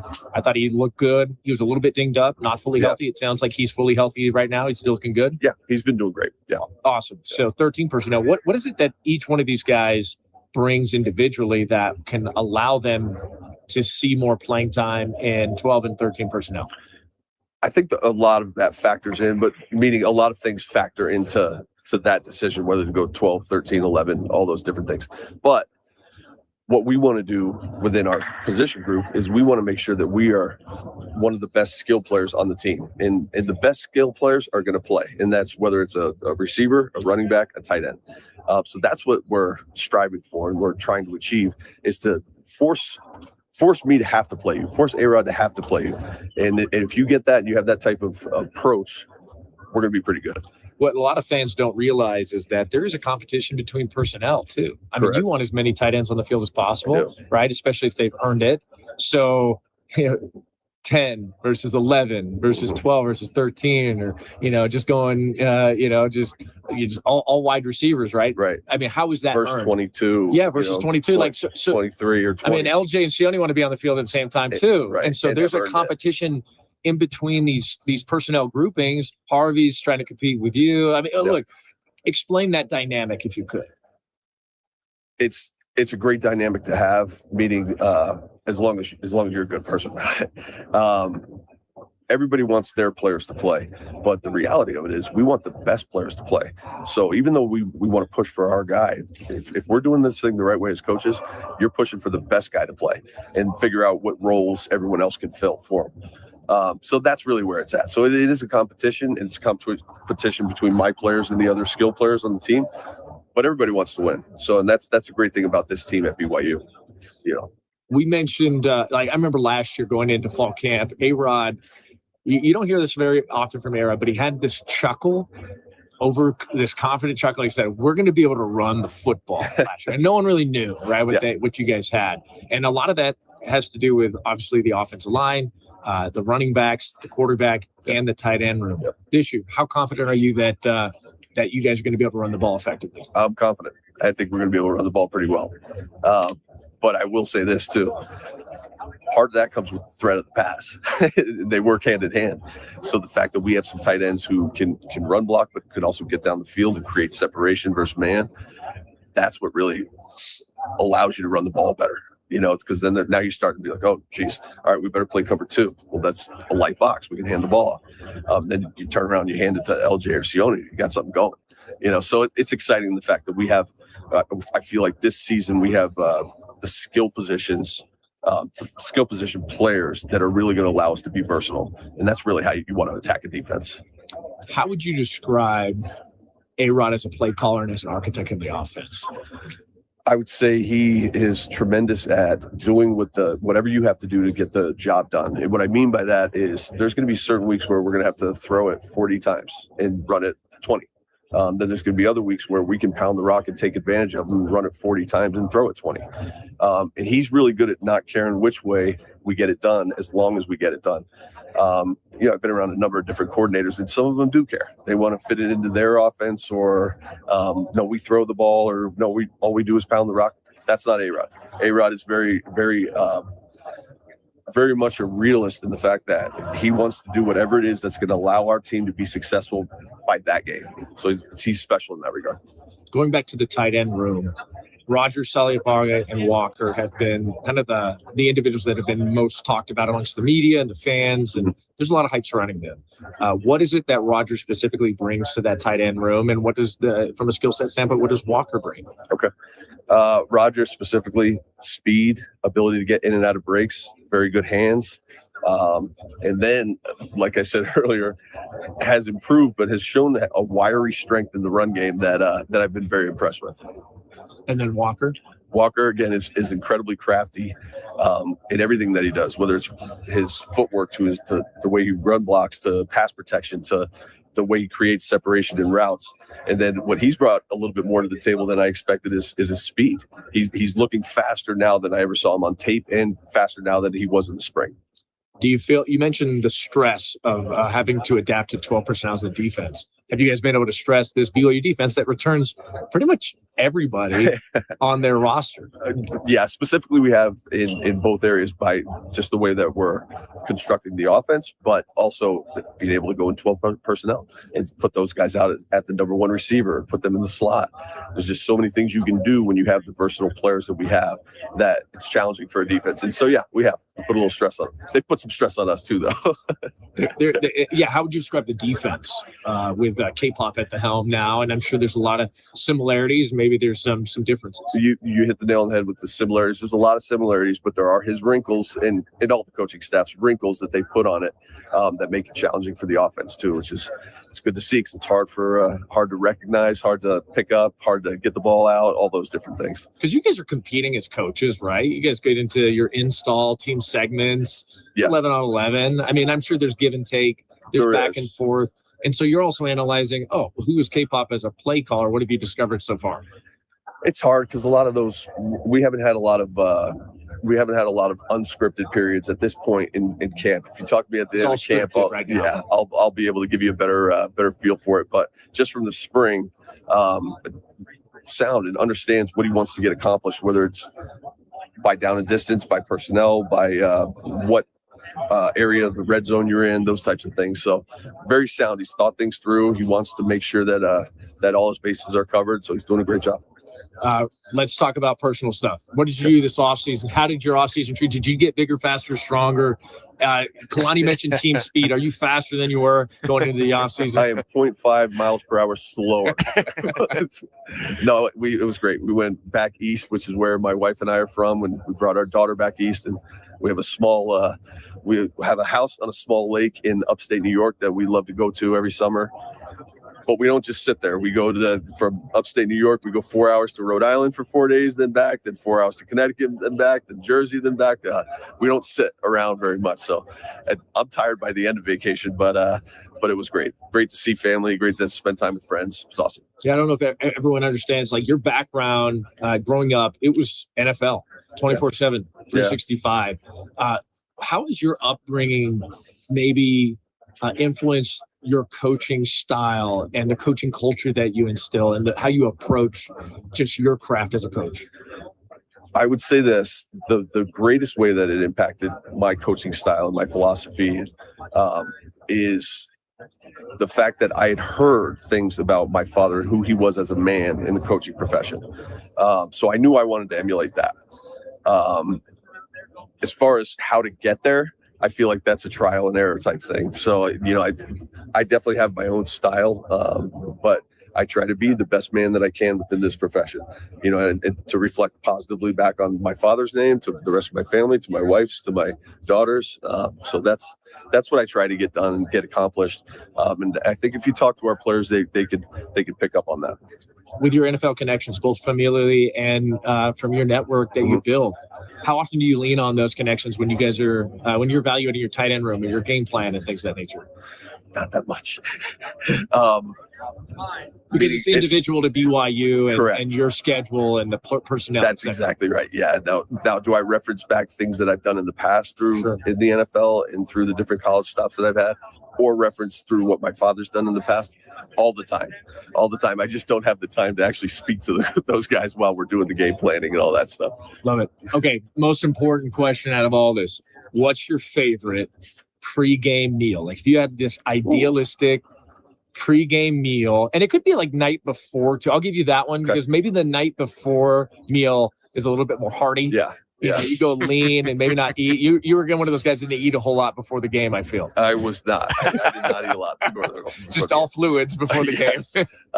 But as far as a coach now, I'm usually it's going to sound strange. Okay. Spaghetti with just regular marinara. Okay. A big steak right next to it. What type of steak? I'd love a ribeye, but whatever they have. Whatever they have. And then I go ranch on the steak and mix a little ranch over the marinara. Okay. So ranch marinara spaghetti. You're a sauce guy. On the steak. Yes. Sauce guy. But that's only is the night before games. That's it. I'd never do it any other time. But what that's type it, of ranch is it? Like whatever they have. Whatever they got. It's always Any the hotels. Love it. All right. Well, Kevin, we appreciate you. I'm going to try out that game day pregame meal, dude. Pretty good. It actually sounds pretty good. Pretty good. Kevin Gilbride, tight ends coach, BYU. Thanks so much. Thanks, man. Mike's hot, Ben. I'll be honest. I want to try it now. I'll be honest. I kind of want to try the ranch. Yeah. Marinara steak. Like that. That's like pretty crazy. I like the Alfredo with the marinara, but I've never tried ranch. Okay. Yeah, I'm intrigued. I'll be honest, Kevin. Does not sound like something I would necessarily immediately go to. Like if I'm sitting there, I'm like, I want a steak, and what do I want to put on it?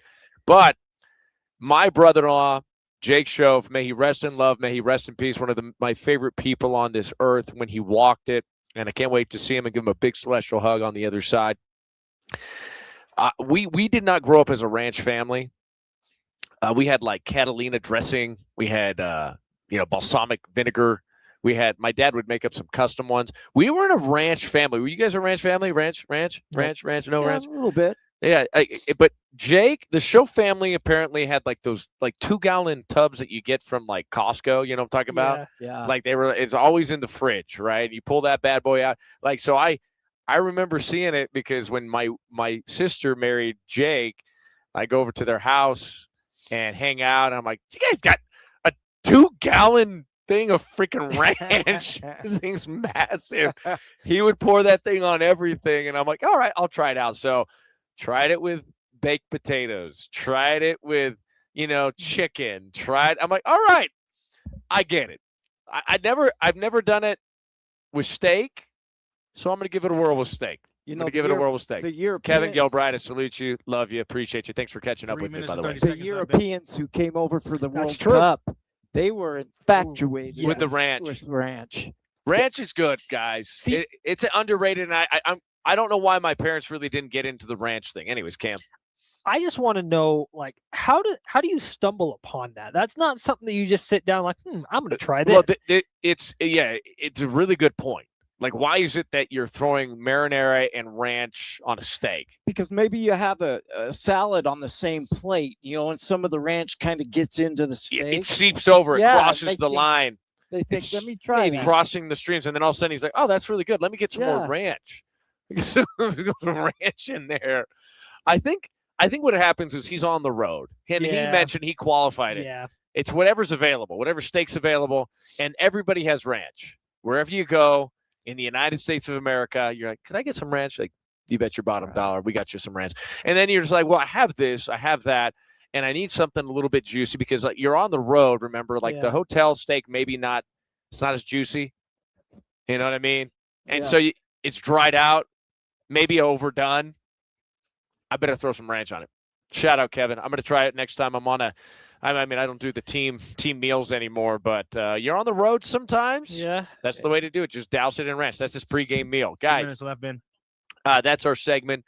Kevin Gilbride, and it was brought to you by Self-Serve Mattress, selfservemattress.com. 12% an hour. Are you guys jazzed? Are you guys excited?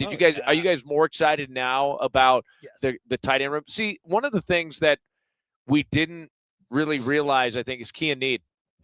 Now he's very good at Settlers of Catan per Bear Bachmeyer and the nerd crew. Gotcha. They're all nerds and they get together and they play Settlers of Catan. Are you guys nerds? No. Okay, I never got into you. You A little nerd. bit. Cam, not into that. embrace it. Embrace the never nerdery. played that game. Not Settlers of 90 Catan. seconds, Ben. All 90 right. seconds. Well, Kean Neat is a guy you got to watch out for as well. Big, strong. He's a last name's Neat. I mentioned the 12 personnel, Spencer Neat and Doug Jolly. That was one of the tandems. Oh yeah. So you got some 13 personnel, baby. Boom, shakalaka. Guys, that's our show. We're sticking to it. Download the podcast, iTunes, Spreaker, Google Play Music, iHeartRadio, Spotify. Give us a rating. Give us a review. We appreciate it when you do. Follow us at Cougar Sports Media, at Cougar Sports Media. Go to the website, cougarsportsmedia.com. Support our show, support our sponsors, guys. We can't do 60 seconds our show without our sponsors. So all of our sponsors, they want to earn your business. So you always get the VIP products, VIP service, VIP discounts. I mentioned self-serve mattress, selfservemattress.com. If BOE goes 12-0, you get a free mattress. You get if BOE goes 12-0, that's a good deal. That's a great deal. It's a great deal. BYU BOE is going to get you a free mattress. Okay. So give all of our sponsors an opportunity to earn your business. You get the VIP products, VIP service, VIP discounts. Cam, wish you good night. Vic, good job. Seconds, Ben. Ronald, the three-man weaver, Caleb Lyons, Connor Mitchell, our entire crew here. Brett, always bring the hammer. We had some great interviews today. Shout out to everyone that joined 25 us. seconds, Ben. And we'll be back tomorrow, a Friday edition of Cougar Sports 20 at Camp seconds, Kalani. So appreciate you, Cougar fans and Cougar Country, joining us Yes. for our initial All right, stream. 15 seconds. We're going to be doing it a lot more here on your Utah ESPN Radio Network 10, and Cougar Sports Media. 9, You've been listening 8, to Cougar Sports, 103.9, 98.3, ESPN The 5, Fan.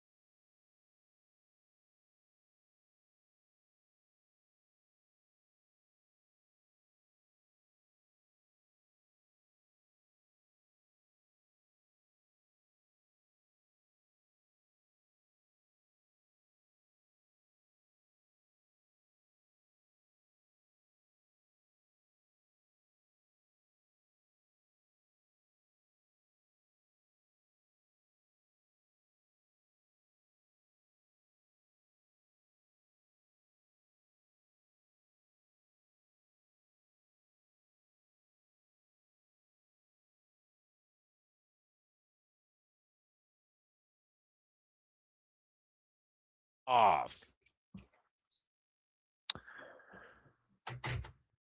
All right, I think we're going to be live again, guys. So this is for all the streamers, everybody that's on the live stream right now, Cougar Sports Media. We just finished up the radio portion of our show. I want to get into like news and notes. If you want to chime in, you want to comment, you want to ask questions, feel free to do such. You can ask any questions you want. Those that are on the live stream, we're going to get into some nooks and crannies, news and notes that we weren't able to get to on the live radio show because it's hard to. I'll be honest, like with everything that's going on in Cougar Nation, it's hard to, just get all into every element of Cougar sports. And as you guys all know, and I'm the same way, I like to get into every single element of Cougar sports, man. And so that's what I love to do. It's been a side hustle for a long time.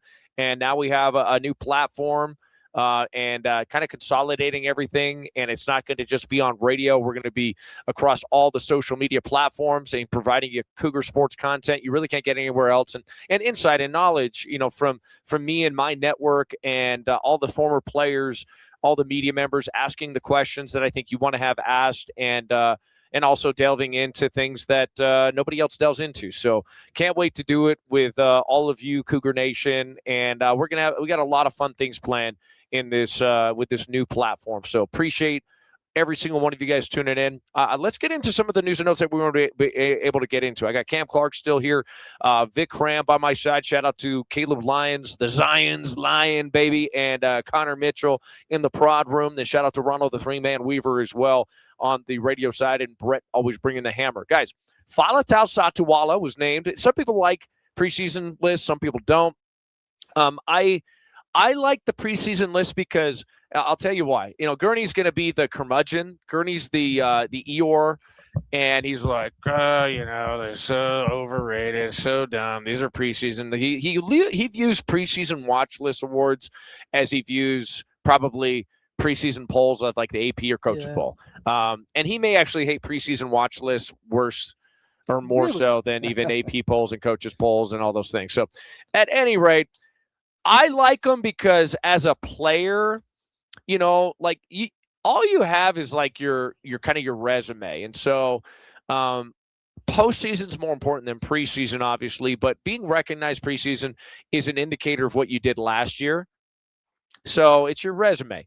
And you can always lean on that, and it's differentiating. And as you go into the corporate world and people are looking at your resume, like, oh, yeah, you're a football player, but, oh, wow, you had a lot of individual awards. Oh, it sounds like you maximized your potential and did some great things. At any rate, Faletau Satuala named to another preseason watch list. No surprise here. He's still recovering. He's on track per the medical staff, per the coaching staff. He's going to be ready to go, I think, game 1. But we haven't seen him practice yet. No. He had a lower extremity injury, and so he's looking to get back into the full swing of things here shortly. But Faletau Satuala was named to the Paycom Jim Thorpe Award. Now, remember, monetization is everywhere, so everyone's got a patch. We got monster patches. We got Entrada patches. We may have a patch or like a logo on our helmets. Go wherever. Like NHL. Where Everything's for sale. Everything's for sale. People, everything's for sale, right? Hopefully within reason. Yeah, new rule for soccer this year. They can now have 4 logos on the field. I mean, that's insane. Yeah. I mean, but anyways, everything's for sale. But the Paycom Jim Thorpe Award, they're selling everything too. So preseason watch list by the Oklahoma Sports Hall of Fame and the Jim Thorpe Association. Jim Thorpe Award is presented annually to the best defensive back in college football based on performance on the field, athletic ability, character, etc. Satuala is a unique safety. Like, he's a unique defensive back. You don't see 6'4", 215-pound defensive backs. No, and this is a hot take, and I got flamed a little bit for it on my good. podcast. I'm glad. It's good to have a hot take and for you to get flamed on occasion. Keeps you humble. I think Faletau Satuala is the best player on BYU's roster. I think he's better than LJ Martin, and better is there's lots of different ways. I think if Faletau Satuala were to leave after this year, I think he would get drafted higher than LJ Martin. I think if you were to break down overalls on like a video game, for example, I don't know what the ratings are in the new video game, but I think Faletau Satuala is a better player overall than LJ Martin. So I think this is an interesting debate. Since you brought it up, I would say from a ceiling and upside and NFL talent, there's difference between production and potential, so that everybody knows. Utah fans, whenever I say NFL talent, they're like, yeah, but he didn't have 5,000 rushing yards. He didn't throw for 3,000. He only had Keaton Slovis thing, right? Or Jaron Hall or Zach Wilson. When I talk about NFL talent, they were all wrong on those. I was right on those. And so I'm going to take my victory lap. But like NFL talent and or potential and productivity aren't always aligned in college football and end up, you know, it was like Zane Anderson. I said for a long time, Zane Anderson is an NFL talent. And I got flamed from my teammates saying that he was. And guess what? He's about to start for the Miami Dolphins because I know ball more than my buddies. I'm telling you, I know ball. Some of them played in the NFL. Some played longer than me, but they did not study the game as much as me. I know what the NFL guys look like, and it's not always – you don't always have to produce at a high level, at the collegiate level, in order to be an NFL guy. So what I'll say is this. Faletau Satuala, to me, is one of the, if not the highest upside potential players, and the ceiling is so high for Satuala because the fact that he's playing safety right now at 6'4", 215, and he's honestly a box player, is pretty impressive. It's very impressive. He's a freak. I remember sizing up at BYU camp. my nephew Tommy was at the same camp getting recruited by BYU, and I'm like, all right, who's this dude? Who's this dude? And I'm sizing him up. I'm talking to him. I'm like, okay, let me check your tape. And I watch it. I'm like, dude, this he's legit. He's silky smooth. He's got great Instinctive. bend. Yeah, I mean, but a lot of his film is offensive too. I mean, he shows some defensive ability too, picking off passes and things of that nature. Most recruiting sites and recruiting experts, and when you watch his film, you're like, he's eventually going to be a linebacker. He's going to eventually be a box player. He's going to be a Brian Urlacher. Brian Urlacher played safety, I think, for the New Mexico Lobos. He played that Lobo position that Rocky Long and Bronco Mendenhall made famous in the 3-3-5, and eventually he became one of the best linebackers in the National Football League. I see a similar trajectory. Falatau will not. I won't say not, but like I will be surprised if Falatau plays safety in the National Football League. He's definitely a linebacker. He'll be an outside edge linebacker, in my opinion. I think maybe he'll move into the inside linebacker like Urlacher did. I don't know, but like all of his playmaking ability has come. If you look at all of his highlights, it's when he rolls into the box. He rolls into coverage, and you have a single high. You have a kind of like a 3-high look, either like a cover 3 or a cover 1 look, and he's rolling into the box. That's Falatau. He's a special specimen. So I would all agree with you on is there a player on the roster that has higher upside and potential in the NFL? I don't know. I think there could be guys that could get drafted as high as him. I think Bruce is an interesting study. I think Evan Johnson is going to be an interesting study. I mean, Evan Johnson, NFL Draft Scout, has him, and they projecting that he's going to run a low 4.3 at the combine, and he's going to be invited to the combine. His dad has NFL pedigree. He's got great ball skills, extremely intelligent. He's gonna test well. He's gonna interview well, and everybody's gonna want that kid. And he works his tail off. He's a master. He wants to be a master of his craft. So, like, who else has that upside potential? LJ could have gone to the league this year. He could have been drafted. He probably would have gone. Maybe at best, maybe a 4th-round pick. Yeah. If he has a great year, maybe he moves up. But we know running backs have not necessarily. I mean, unless you're Jeremiah Love, who's just a freak, right? Yeah. Saquon Barkley, you're maybe not going in the 1st round, and maybe not even the 2nd round. So is he that guy? No, he's a bigger bag. He's he's like the backs of the past of like.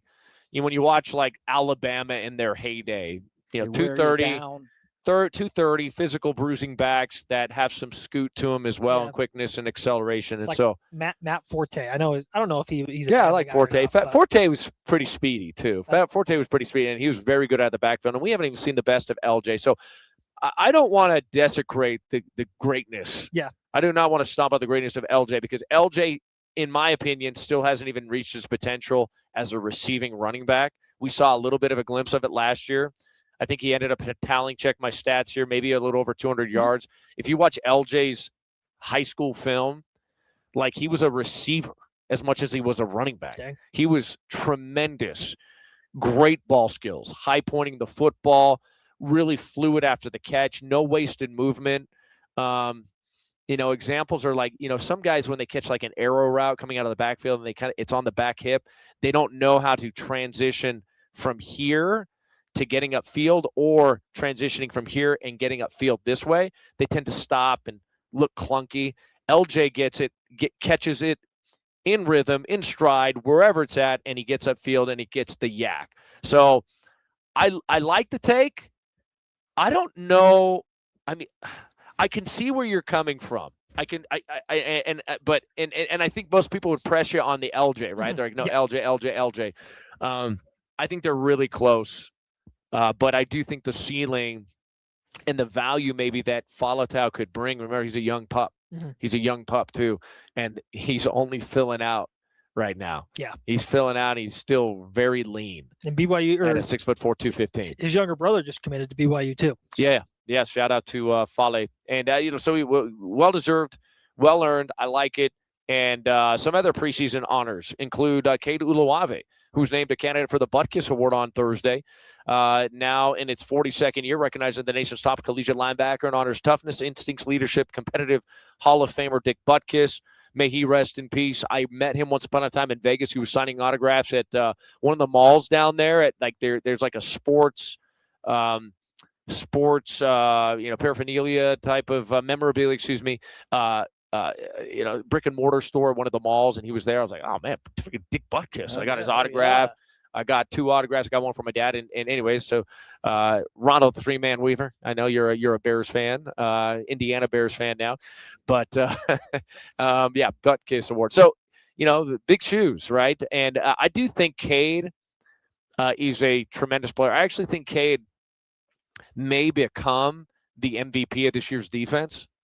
I think that's reasonable. Like I feel like I think he could become and I would, if I'm going to bet on an MVP of the defense, I'm actually going to lean towards Cade. Yep. My preseason MVP candidate would probably be Cade. I love his speed. I love his quickness. I love his physicality. I love his coverage ability. I love his intellect. And I'm probably a little bit influenced by my former teammate Vic Soto, who coached him at Cal, and what he told me about Cade. And then I watch his film. I watch his high school film to collegiate film, look at his productivity. And he is a man, like, from a BYU player comp standpoint, think Rob Morrison, combination of Rob Morrison, Brandon Ogletree is what I would say. It's like he's a beast, and he's fast, he's quick. He's one of the most, I think his acceleration is probably one of the best in on this BYU football team. 10-yard split. He's probably very good at the 20-yard split too. But he is fast. He is explosive. I love me some Cade. He's a great interview. Oh, yeah, you got to interview him, man. I'll tell you what. He was so fun to interview. You just felt his excitement. And you know why all his teammates are saying that, he's a guy that'll bring out the best in the other guys. Yeah. You know? Yeah, 100%. Cade Uluave, to me, like, when I see, we all grew up with this picture when we went to the Church of Jesus Christ. Sometimes it was maybe in our room, and it's the picture of the seemingly steroided out stripling warriors, all of them. Because of their faith, they got bigger, faster, stronger than everybody else in the Lamanite and Nephite population. I don't know what they were eating. I don't know. I was like, bro, I got to get on that stripling warrior diet because their mothers knew it. I'm telling you, Cade's mother knew it, man. Like Cade and like Hinckley Ropati, they are beasts. They are. I want. If there is aren't they coming out with a Book of Mormon movie? Are they not? I don't know. Maybe. Anyway, if they are, okay, they need to both play stripling warriors. Those are the guys. Cade's the short, stockier, but ripped to shreds guy. Same with Hinckley. You got to get some tall ones. Falatau can also play it too. Falatau, baby. Anyways, all three of them stripling warriors. Trace and Bourget, real quick. Let's get into some news and notes here. The Daily Bourget special, brought to you by all of our sponsors. Guys, support our sponsors. Can't do our show without our sponsors. I've heard the Bourget Bugle. Do you like the Bourget Bugle or the Daily Bourget? Which one do you like? They both pop. I mean, we can put it to a vote, Cougar Nation. Do you like the Daily Bourget or the Bourget Bugle? The Daily Bourget, just because he's doing this every day. Yeah. Hey, I like the Daily Bourget. Cam is digging the Bourget Bugle. I'll have to ask Trayson himself which one. What does he want to entitle it? But want to remind you guys out there in Cougar Country, Cougar fans in Cougar Country here on the stream, support all of our sponsors, guys. Can't do our show without our sponsors. I'm going to name them off for you. Hey, OrthoPros, that's my business. We distribute orthopedic and sports medicine supplies. If you're an offensive or defensive lineman along the Wasatch Front, or even if you're out of state, hit me up. Bracing the knees, ankles, wrist, elbows, your compromised joints in the trench warfare game, biomechanics and proprioception. They are critical for performance as well as protection. So protection and performance on the football field, especially with offensive and defensive linemen. If you've been injured, we can also bill out to your insurance. So please support our sponsors, RoyalArmy.com, BYU swag, created by fans, for fans. Utilize the ESPN coupon code.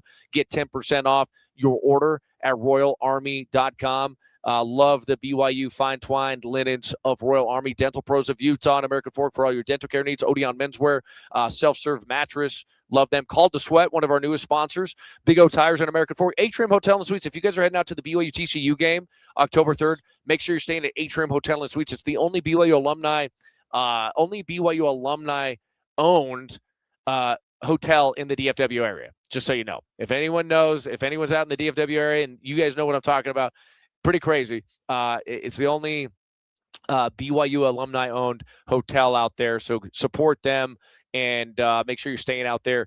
Atrium Hotel and Suites, Bander Wealth, Complete Circuit Electric, and shout out to the XPT, Train 3DQB, Brady Papinga and John Beck's businesses, and of course, Utah Protective Films, Jared Bledsoe. All right.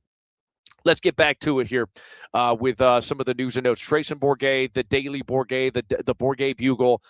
He gives his Day 7 fall camp standouts, his MVP of the day. Tiger Bachmeier coming in on offense. What were we talking about earlier in the radio show? We said, dude, there has to be a Bear to Tiger connection, right? There's got to be a Bear to Tiger connection, and obviously a Bear to Lions connection. Bears, Lions and Bears, Tigers and Bears, oh my. But Tiger's got to get involved here. Very reliable pass catcher is how Trayson describes him, with great instincts. Don't sleep on him this year. Okay, I dig you. Defense, Cannon DeVries, baby. Let's go. The pride of Weber High, another local product, making plays. One of my favorite guys on the defensive side, BYU guy through and through. That's the other thing with Cannon. That's a BYU family. That's a BYU guy. I love the BYU kids that had a dream of playing at Brigham, playing under the lights at Lavelle, and he showed well last year as a punt returner. I hope he gets another chance. And he's coming into his own as a defensive back. It's very difficult to make that change. People think, oh, wide receiver to defensive back, that's easy. Wrong. Wrong. It is the most awkward thing to do. Run backwards as someone's sprinting at you and then you mimicking their movements. The ability to match movement and mimic it as they're running as fast as they can at you and then you deviate and change direction. You got to be a superior athlete. Okay. And I'm not just trying to give myself love here. I'm giving love to guys like Cannon DeVries who are making the transition, and he's doing a good job, and got a shout out from Trayson Bourget. So I don't know if you guys want to chime in on it, but that's the Daily Bourget, the Bourget special today. I like it. I love that he's doing this. Yeah, I do too. Absolutely. Because that's the funnest information to get when we're down to practice, right? Yeah. Asking these guys, of your teammates who's balling out. Yes. No doubt about it. You want to hear from the teammates. Fans want to know that more than anything. Exactly. Yeah, no doubt. No doubt about it. Trey Alexander III on Standout Players in Fall Camp on BYU TV recently said, after a recent practice, highlighted 2 young defensive ends and 2 wide receivers who are standing out.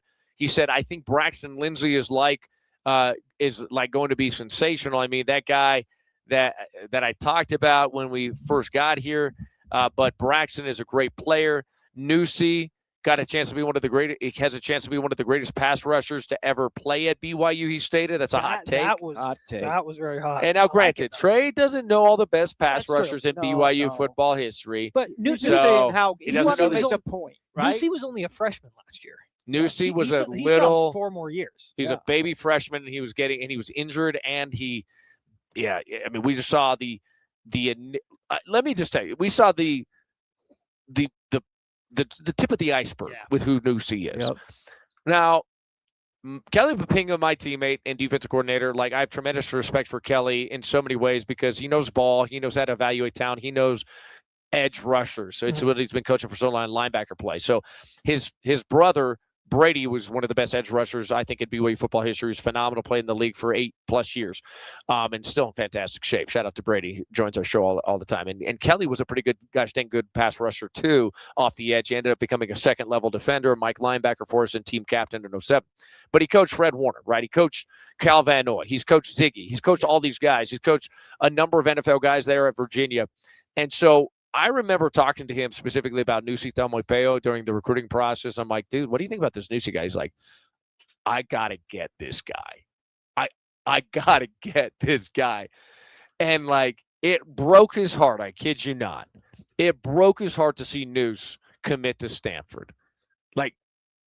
He may have shed a tear. You know what I mean? Just one tear, just no. You know what I mean? It hurt.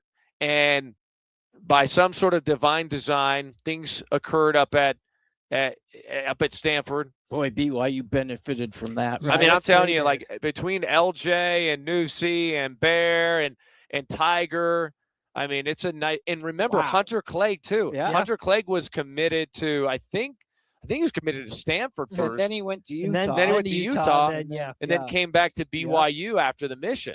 So it's like, man, like you got to get those guys. You got to. We had a time in which they were significant. I mean, Brandon Fanica out of Pleasant Grove went to Stanford. Lloyd from Pleasant Grove as well, I think, went to Stanford. You go down the list. I mean, Tanner McKee went to Stanford. He was kind of a soft verbal commit at once upon a time until BYU pooped the bed in 2017 and couldn't cross the 50 versus LSU. He's like, I'm out. I'm going to Stanford, baby. Simi, that was maybe the biggest. Like that one hurt. Yeah, Brighton Bengal. Reno, where you at, Reno? You should have been able to get your boy. Right. Reno, I'm still disappointed you couldn't get your Brighton Bengal. Keel, too. Keel zone. Yeah. Should have been out there recruiting. Part of that 2002 recruiting class that we talked about. Keel was a great player. He's a great player. He's still in fantastic shape. He's one of those guys that I don't know how he works. I don't know if he does work. He just works out. Yeah. I'm like, dude, what do you do for a living? What is going on? Like, you made good money in the NFL, but like not enough to just not work anymore. He's just that working out all the time. He's in fantastic shape. Anyway, wide receivers. You said JoJo standing out. Josiah Phillips. I don't think you realize how big he is until you get out in front of him. That guy's 6'4", and I want to say 210 pounds, and he moves good. He's really fluid in his routes, and he's just so physical at the catch point. It makes it hard to guard a guy like that. And he moves so well for how tall he is. And then he mentioned Legend Glasgow, a guy who keeps showing up, making plays over and over again. We always talk about him, but he's going to be good. And I feel like with him going against our defense, especially me and Shmev, every day in practice, I feel like by the time he gets to the game's going to be real easy for him. And there's truth, a lot of truth in that. Yeah, I mean, look, we're down there at practice. Guys are coming off the field, taking off their pads, their helmets. Sometimes they have their little catapult tracker, which is like these biomarkers. They get they're wearing them in heart rate and just overall health, etc. And you look at JoJo, man, he looks like an NFL wide receiver. Oh, yes. I mean, Calvin Johnson is he was a freak, and I'm not calling him like Calvin Johnson height and weight, but like he's like. As far as like height and weight, like that's as close as we're probably going to get. And Calvin was 6'5", 230 in his heyday. I don't know what he was when he was at Georgia Tech, but I mean, JoJo's what, 6'4", 215? He's 210. He's probably 210. And during fall camp, he may drop. You may drop some weight, the little water weight that you bring around with you because of the creatine and stuff like that. I don't know if it takes creatine, but sometimes you lose your water weight anyways because you're running so dang much. But anyway, JoJo Phillips getting some love from Trey, and Legend also getting some love from Trey. By the way, 3 Cougars named to the PFN's 2026 preseason All-American offense. Pro Football Network released its 2026 preseason All-American teams, and BYU landed 2 players on the first team offense and 1 on defense. Running back LJ Martin earned one of the 2 first-team running back spots with the highest impact rating on the entire list at 93.5.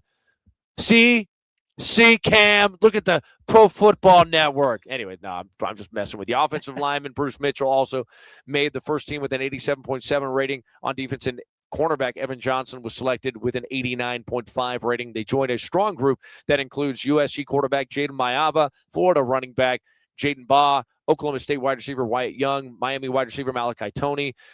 Maybe Legend can have a Malachi Toney type of season. That'd be glorious. Texas Tech tight end Terrence Carter Jr. and offensive lineman Carter Smith, etc. out of Indiana. Yeah, love that. And Martin's selection continues the early preseason recognition for BYU standouts. Mitchell's inclusion highlights the Cougars' returning talent along the offensive line. Fall camp, week 1, defense, special teams preview. BYU put this out here. Look, one of the things that we're most concerned about in Cougar Nation is the special teams. Mm-hmm. Yep. I don't think anyone's like really overly concerned about the defense or the offense for that matter. Right. Anyone that's keeping track of what's going on is like, what is going on with special teams? Yeah. So let's preview it. This is the Blue Goggled, right? Synopsis from BYU's sports information department. No offense to them. But anyways, BYU finished its first week of fall camp on Saturday morning. will finish its first week of camp practices on Saturday morning this week, right? As the first week comes to a close with its fourth practice session, essentially. And well, now we're under, let's see here. Well, how many practices? This is 7 now? Yeah, 7, because seventh practice day. BYU's defense obviously established itself. We're excited about that. But on the special teams side of things, we have all new faces, all new people, Justin Enna included. Full-time coach for the special teams, Justin Enna, is dedicated to special teams. So there is a lot of work to do to replace school record holder, big kick Bill, Will Farron, okay, at the kicking position. The Cougars also have to find a punter, I think a place kicker too, and return special. I don't know if it's Brody Laga. I don't know if it's Matthias Dunn, to be determined. Return specialist as well, though, punt returner, kick returner. Kicker Matthias Dunn, 6', 205, returns and looks to earn the starting role in 2026 after getting kickoff reps last season. BYU also added Brody Laga, 5'11", 175-pounder in the summer, and a talented prospect from Harriman, Utah. Punter, Fuller Shirts, 5'11", 185, returns after seeing some action in 2025 to compete for the punting duties, while long snapper Ty Smith, 6', 205, is back and is joined by newcomer Raiden Hines. I like that name, Raiden. Brings me to Mortal Kombat. Did you guys ever play Mortal Kombat? No. Okay, it's an evil game. Don't play it. From Snow, Berkeley Alfrey, 6'1", 230, who joined the specialists after playing linebacker last year. Returners could come from all over the roster with an open battle ensuing throughout fall camp. Fessy gave us like 5 prospects for punt returner. I'll get into that here momentarily. But so Fuller got to try. He let me go back here from a punting standpoint, because we're going to need to flip fields.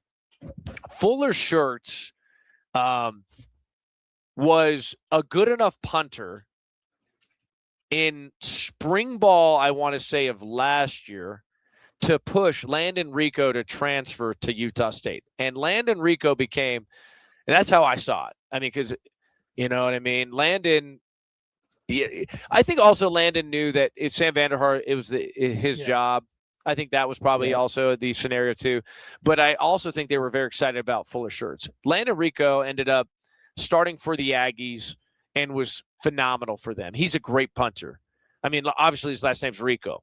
Okay, 6'1", 175, out of Veradale, Washington. Had, 68 punts, 42.9 yards per punt. I think, from what I've been told, like, Fuller is just as good or even better than Landon. So I think that bodes well for you. Yeah. If he doesn't screw the pooch, if he doesn't get a little bit, shaky. Remember, he muffed the punt. He did. He dropped it. He just threw it out there onto the ground. He's like, oh, crap. So hopefully he's got some more ice in his veins now and can learn from his mistakes. So, but he's got a leg. He can boot it. He can boot it with the best of them. So I am intrigued by him. He's got talent. Long snapper, you don't care about the long snapper until you do. Until they make a mistake. Until you're like, who's that long snapper? You don't want to even have to worry about it. And I hope you don't have to worry about it this year. So hopefully we don't even know. I mean, I think we knew who Garrison Grimes was because of Grimy, Jeff Grimes' son. But you'd forget about him, right? But other than that, I don't think you don't know who the long snappers were. Right. Dalton Riggs was pretty good. No. Yeah, you knew about him because you were at BYU TV. Yeah. But I don't think the general fan base knows about Dalton Probably Riggs. not. And that Dalton is now with who? He's with Ohio State now. So he's a good long snapper. He went to UCF, and then from UCF to Ohio State. Yep. Congratulations to Dalton. I hope you're getting paid. You're getting paid, bro. Handsomely as a long I snapper. hope you're getting paid, bro. Hope you're making lots of the Benjamins. Save some of the filthy lucre for the rest of us, please, Dalton. Anyway, so I am concerned from a punt returner standpoint. Let's see what we got here. So we got Evan. Well, I think the priority, like my list goes Cannon DeVries, right? I think he's going to be a guy. Evan Johnson was listed. I thought that was interesting. I would love to see Legend Glasker out there as well. That's who I want to see as kick returner, is Legend. Yeah, I don't want him at kick returner because like you get injured at kick return. Yeah, I was just going to say that. Yeah, I want a big, thick, linear runner at kick return. Give me or some of that just runs without fear. Give me a backup running back in that role. Sione Moa said yesterday in an interview he'll be on the kickoff team but won't be returning kicks. So I was hoping it'd be Sione, but he sounds like he's going to be one of the lead blockers. I think like Logan Payne or Devon Eka. Yeah. Devon is an interesting study. Yeah. I would like to see one of those guys maybe get those reps. At the other punt returners, I think trying to remember who else. Tiger. Yeah, Tiger's going to be in the mix as well. I like that. He had a couple punts that made me a little nervous. Always. Not understanding kind of where he was on the field. That kind of made me a little nervous. Yeah. But I guess you can get better. Yep. I'm trying to think of who the fifth one was. Now I'm forgetting who the fifth one was. I'll have to do my due diligence. I think I tweeted it out a couple days ago. But anybody else? Who else do you guys want as a kickoff returner? It was Preston Rex. Preston. Oh yeah. Preston could be another guy. And I now I'm ticked off that I forgot him because I'm gonna get a mouthful. I'm gonna get an earful from Byron. He's like, Preston's gonna be in the mix at running back too. Gosh, but I would love to see Preston maybe at kick returner if he's got the fearlessness to get upfield and make you miss some tight spaces. He looks so good in practice when he's toting the ball. His cut. He looks like an athlete. Just If your last name's Rex, you got to be an athlete. Yeah, no doubt about it. But yeah, I think your backup running backs is typically where I tend to lean with your kickoff returners. So Devon and Logan and Preston, hopefully they're all getting looks. Yeah, I think that. I mean, Jovesh is a little dinged up, so we don't have him.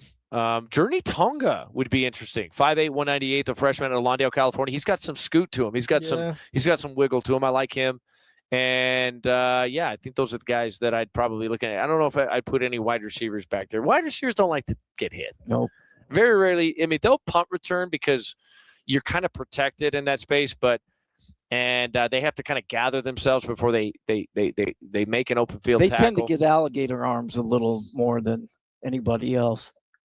You like those alligator arms? Too many fumbles. Too many fumbles. Yeah, that's what I'm saying. I when feel it you. comes, they just kind of bring their elbows in and. True that. No doubt, Vic. No fumbles. No fumbles. Just I asked the question, who do you guys want, Cougar Nation, as your punt returner? They're like, just someone who doesn't muff the punt. Yep. Someone who doesn't drop Somebody the doesn't punt. scare me every time they're back there like Parker Kingston does. Yeah. Hey man. He was great. Parker's one of the best to do it. Yeah. So you have I did not Vaisagahema, like him. James Dye. You have Parker, who's in the mix. You have a couple other guys as well that were really good. But, I think he's up there with the best of them. On three, Rivals. And we don't other element here that we haven't talked about, Parker, I don't know if he's going to play this year. I thought he was. I don't know if he's going to play this year. He may have to sit out this year and then get his fifth year of eligibility. Yeah. To get it submitted to the NCAA, have a lawyer, and get that fifth year of eligibility, which is so sad. Sad. Because he's in fantastic shape. He's working out locally at Peak Athletics with Rob Daniel, Ross Oppo, Khalil Bell, all former Cougars, and they're doing great things there. And he looks like he's in fantastic shape. We wish him well going through the process. Hopefully everything's working out for him. It's going to be tough, though. How do you stay busy? You can't just work out 24/7. No. But he looks great. Yeah. He looks awesome. Yeah. Thicker than ever, denser than ever, but leaner than ever. So shout out to him. All right. On three, Rivals National High School recruiting analyst Greg Biggins put out his annual California High School preseason All-American team with 2 BYU recruits and commits making the list. Shout out to these Cougar football players, future Cougar football players. The California preseason All-State team is out. It's a team dominated by players in the class of 2027, obviously. But let's talk about these 2 players. Defensive lineman Jeremiah Williams out of Tustin, California. Pound for pound, there isn't a better defensive lineman in the state than Williams. 6'1", 320 pounds. Williams relies more on quickness, technique, and motor rather than sheer size. He also plays running back, by the way, and he totes very well. Sheer size to dominate in the trenches. Can we get him to return kicks? Yeah, maybe. Speaking of that, and sad news too, because I think John Raheem Peoples has gotten into a little bit of legal trouble, and I thought he had righted the ship. But once upon a time, John Raheem Peoples was recruited out of Rigby, Idaho, and on his film, I kid you not, he was like 6'6", 300 pounds. They had him return turned a kick and he housed it. It was one of the best highlights I've ever seen from a high school football team. And he ended up at BYU, just had some issues academically, losing weight. And so he ended up, I think, at Idaho or Idaho State and had a good career there. Got some opportunities in the league, but just never stuck. And I think he's going through some legal trouble. So, for once Cougar, always Cougar. We wish you well, John Raheem. But you mentioned it's like have him return kicks.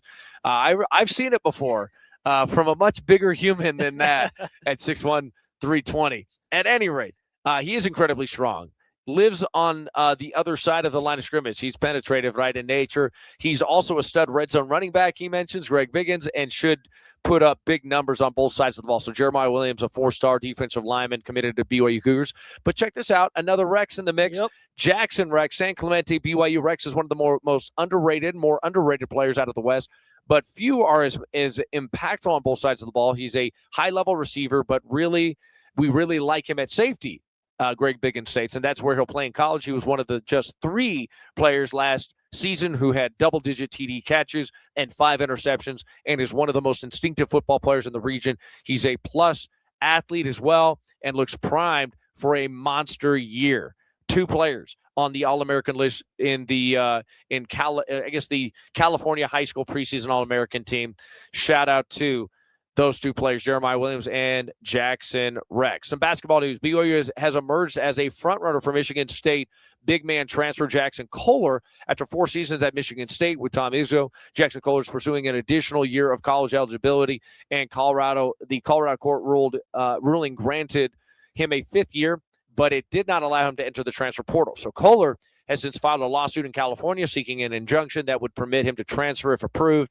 Jackson Kohler has drawn interest from BYU, Kentucky, and Louisville, but sources indicate BYU has emerged as a clear front runner. The Cougars have spent much of the offseason searching for a starting caliber center, and Kohler fits the need. He's a Native American forward. Yep.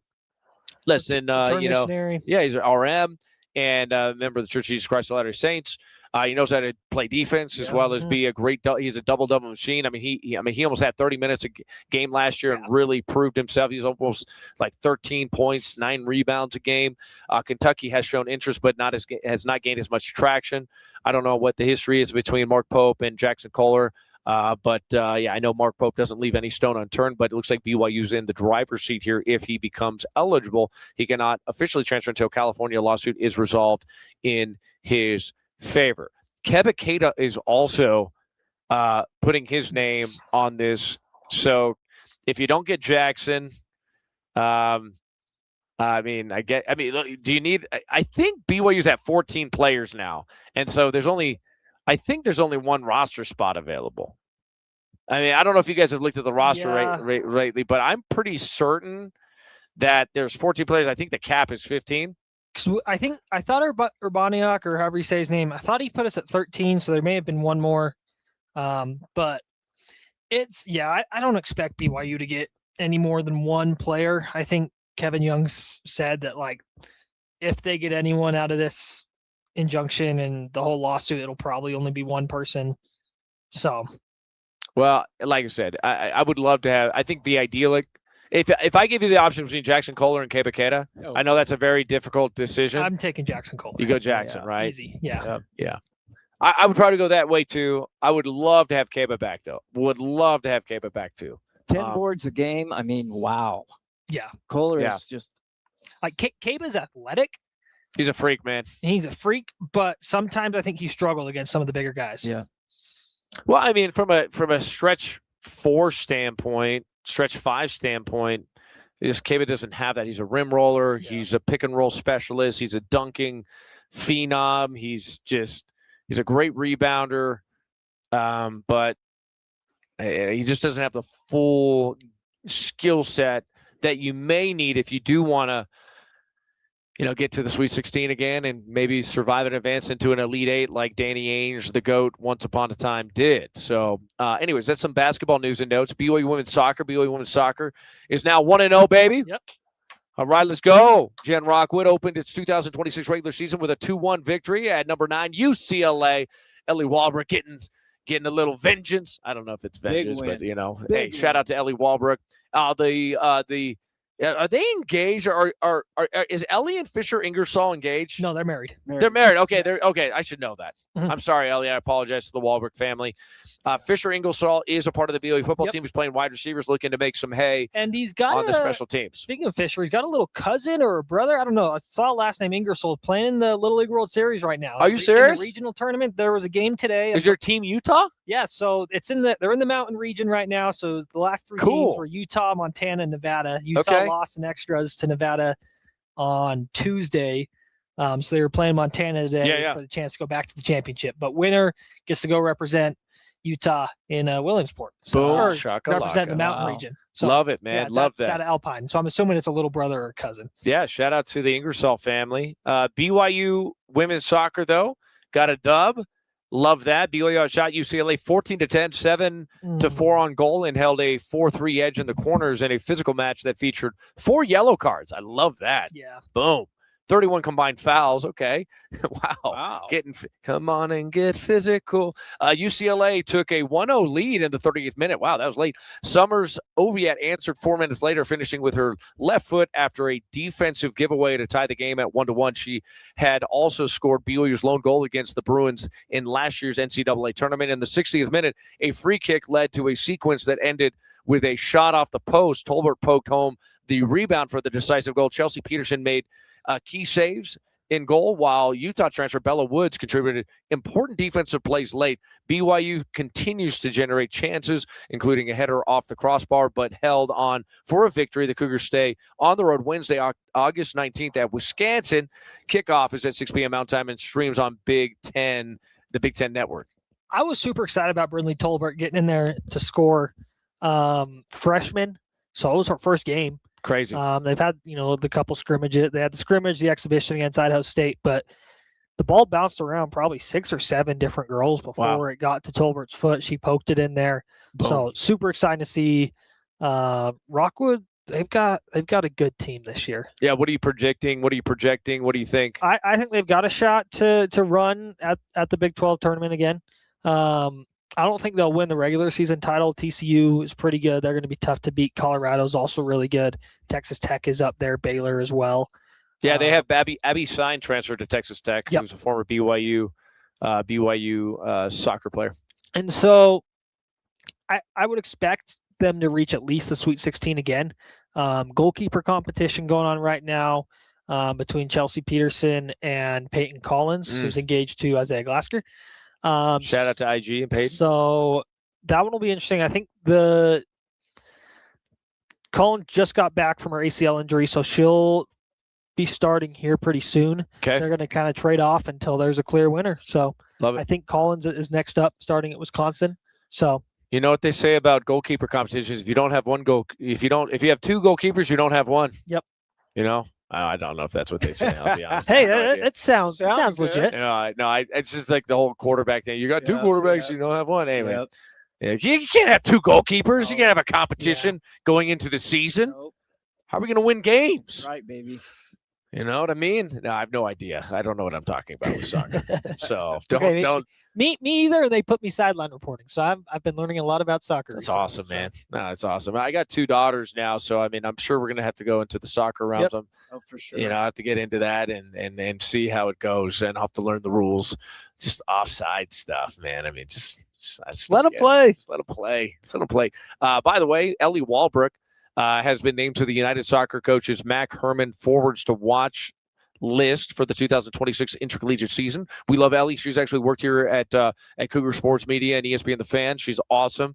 We love her. When she suffered her ACL tear, she was just trying to stay busy, stay competitive, and become better at a craft. And she did awesome with us. We love her. The lists are compiled and released by the Division I All-America Committee to promote college soccer leading up to the official start date. So shout out to Ellie Walbrook. She was fantastic last year's 16 goals, 91 shots, 41 shots on goal. She scored her first career hat trick against Arizona and had 4 multiple goal games last season. She led the conference during the Big 12 tournament with 5 goals and was named the most outstanding offensive player of the tournament and given a spot on the Big 12 all-tournament team. Following the season, she was named to all Big 12 first team, all Midwest region first team, and became a United Soccer Coaches second team All-American. Shout out to Ellie. We love her. And she's and her family. They're fantastic. Lucy Kessler has been named to the United Soccer Coaches NCAA Division I men's and women's midfielders to watch list as well. American Fork native. We love the American Fork prospects. So is Fisher Ingersoll, by the way. And so the American Fork native returns after a successful sophomore season for the Cougars, playing in 22 games last season. She scored her first career brace against OSU and added 3 assists to her stat sheet. She was named to the Big 12 All-Tournament team, the All-Big 12 first team, and the All-Midwest Region first team. Following the season, she was honored as a United Soccer Coaches third team All-American. The lists, as I mentioned, are compiled by the Division I All-American Committee. So also BYU women's soccer team takes on, as I mentioned, August 19th. They're going on the road, Wisconsin, 6 p.m. Kickoff. Men's golf. BYU men's golfer Kihei Akina finishes 4th PGA Tour start with a 3 over par total, 67, 70, 71, 75 for a total of 283 at the Wyndham Championship at Sedgefield Country Club on Sunday. He was 3 under at the cut. Really? Yeah. He just had a tough 4th round. It's tough, man. He played with That's right. Brooks Koepka. Really? Did he really? In the last round. That is awesome. Yep. Well, and I'm sure we'll get into this. My computer's dead, or else I'd be able to see. But U.S. Amateur Championships, he was playing. Tyson Shelley was playing, and Drake Harvey, who just advanced to the round of 16. Love it. So Cougar Golf is playing well. Look, like we are Learfield Cup people. We're not just a football school. Right. We're not just football school. I mean, me, all I care about is football, for the most part. You guys know me. The natural man is an enemy to God and has since the fall of Adam. I'm a football guy, but I try my best to overcome the natural man to talk about Olympic sports. I don't like long distance running. I hate it. But I appreciate how good we're at it. Yes. At BYU, I'm like a dwarf. I'm dangerous over short distances. I like the fast twitch events. Anyways, those are some of the news and notes of the day. Anything else we need to add, gentlemen? Anything that we missed from today for the show? NBA schedule came out today. Okay. First Cougar on Cougar matchup is going to be November 14th. It'll be Yegor in the Nets and Richie in the Grizzlies. So I don't know if Richie's going to be playing quite yet. Grizzlies turn around and play the Wizards 2 days later. But so most likely the first Cougar on Cougar matchup since January 2nd of 2014, when Jimmer and Brandon Davies played each other, will be AJ and Yegor. December 20th, 1:00. Nice. And we got a great interview with Evan Johnson in the newsletter. Sweet. So check out CougarSportsMedia.com. Subscribe to the newsletter. Stay up to date onto your curated college football, college athletics, BYU Cougars news. Yeah, it's a great interview. Evan's just impressive. He's such a good guy. Yep. He said some great things, and it'll be fun to read it for you folks. Beautiful. I do have one last thing. I think LJ Martin was listed as one of the top 150 players in college football this year. LJ Martin coming in at number 56. Martin is one of the most physical. This is per CBS Sports. Martin is one of the most physical. See, I always come back to football. Let's go, baby. Yeah. Martin is one of the most physical runners in college football, pairing patience and vision with burst to capitalize once a crease opens. He forced 56 missed tackles, generated nearly 900 rushing yards after contact while averaging 5.5 yards per touch. After rushing for more than 1,300 yards, Martin enters 2026 as one of the nation's most complete backs and remains a capable weapon in the passing game. And that last sentence, I'm telling you, I want to see him involved. I want to see 12 personnel. This is what I want to see, guys. 12 personnel. You line up, single back, right? Let's say it's gun, pro right? Like let's single back, ace right, and you have your 2 tight ends that are in line, Roger and Walker, and all of a sudden Bears check, and then motions out the 2 tight ends motion out. They go into empty, and LJ motions out, gets a linebacker and makes him look silly. Go back and watch Jamal Willis catching the ball. Go back and watch Curtis Brown catching the ball. Go back and watch Harvey Unga catching the ball, and watching these poor, unfortunate soul linebackers try to match up with our running backs. and they just can't do it. They're And not going to do it. LJ, we got to do it. We got to get them in empty, And motion them out. I wanna think see Clegg A-Rod too. gets the tight ends in some linebacker situations. Oh, yeah. No, you I know? mean, obviously. But, like, when you motion late, okay, you motion late with a running back out of the backfield, it's really hard. Like, it's typically a linebacker that ends up picking up. Otherwise, you're rolling down, like, the strong safety late. Yeah.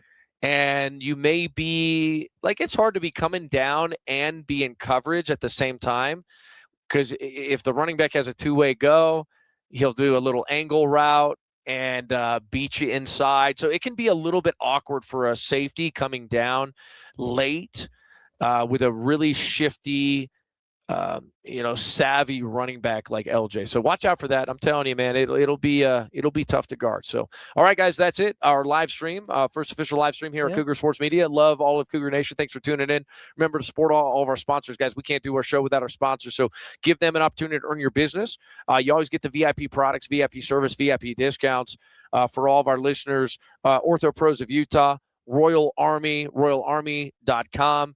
Dental Pros of Utah for all your dental care needs. Odeon Menswear, selfservemattress.com, calledtosweat.com, Big O Tires and American Fork, Atrium Hotel and Suites, Vanderwelt, Complete Circuit Electric, and shout out to the XPT.com, Train3DQB.com, both Brady's and John's businesses, Utah Protective Films, and all of our sponsors there at Broadway Media and ESPN The Fan. All right, guys, we'll see you mañana. Thanks for tuning in to our first live stream here at Cougar Sports Media. Let's go.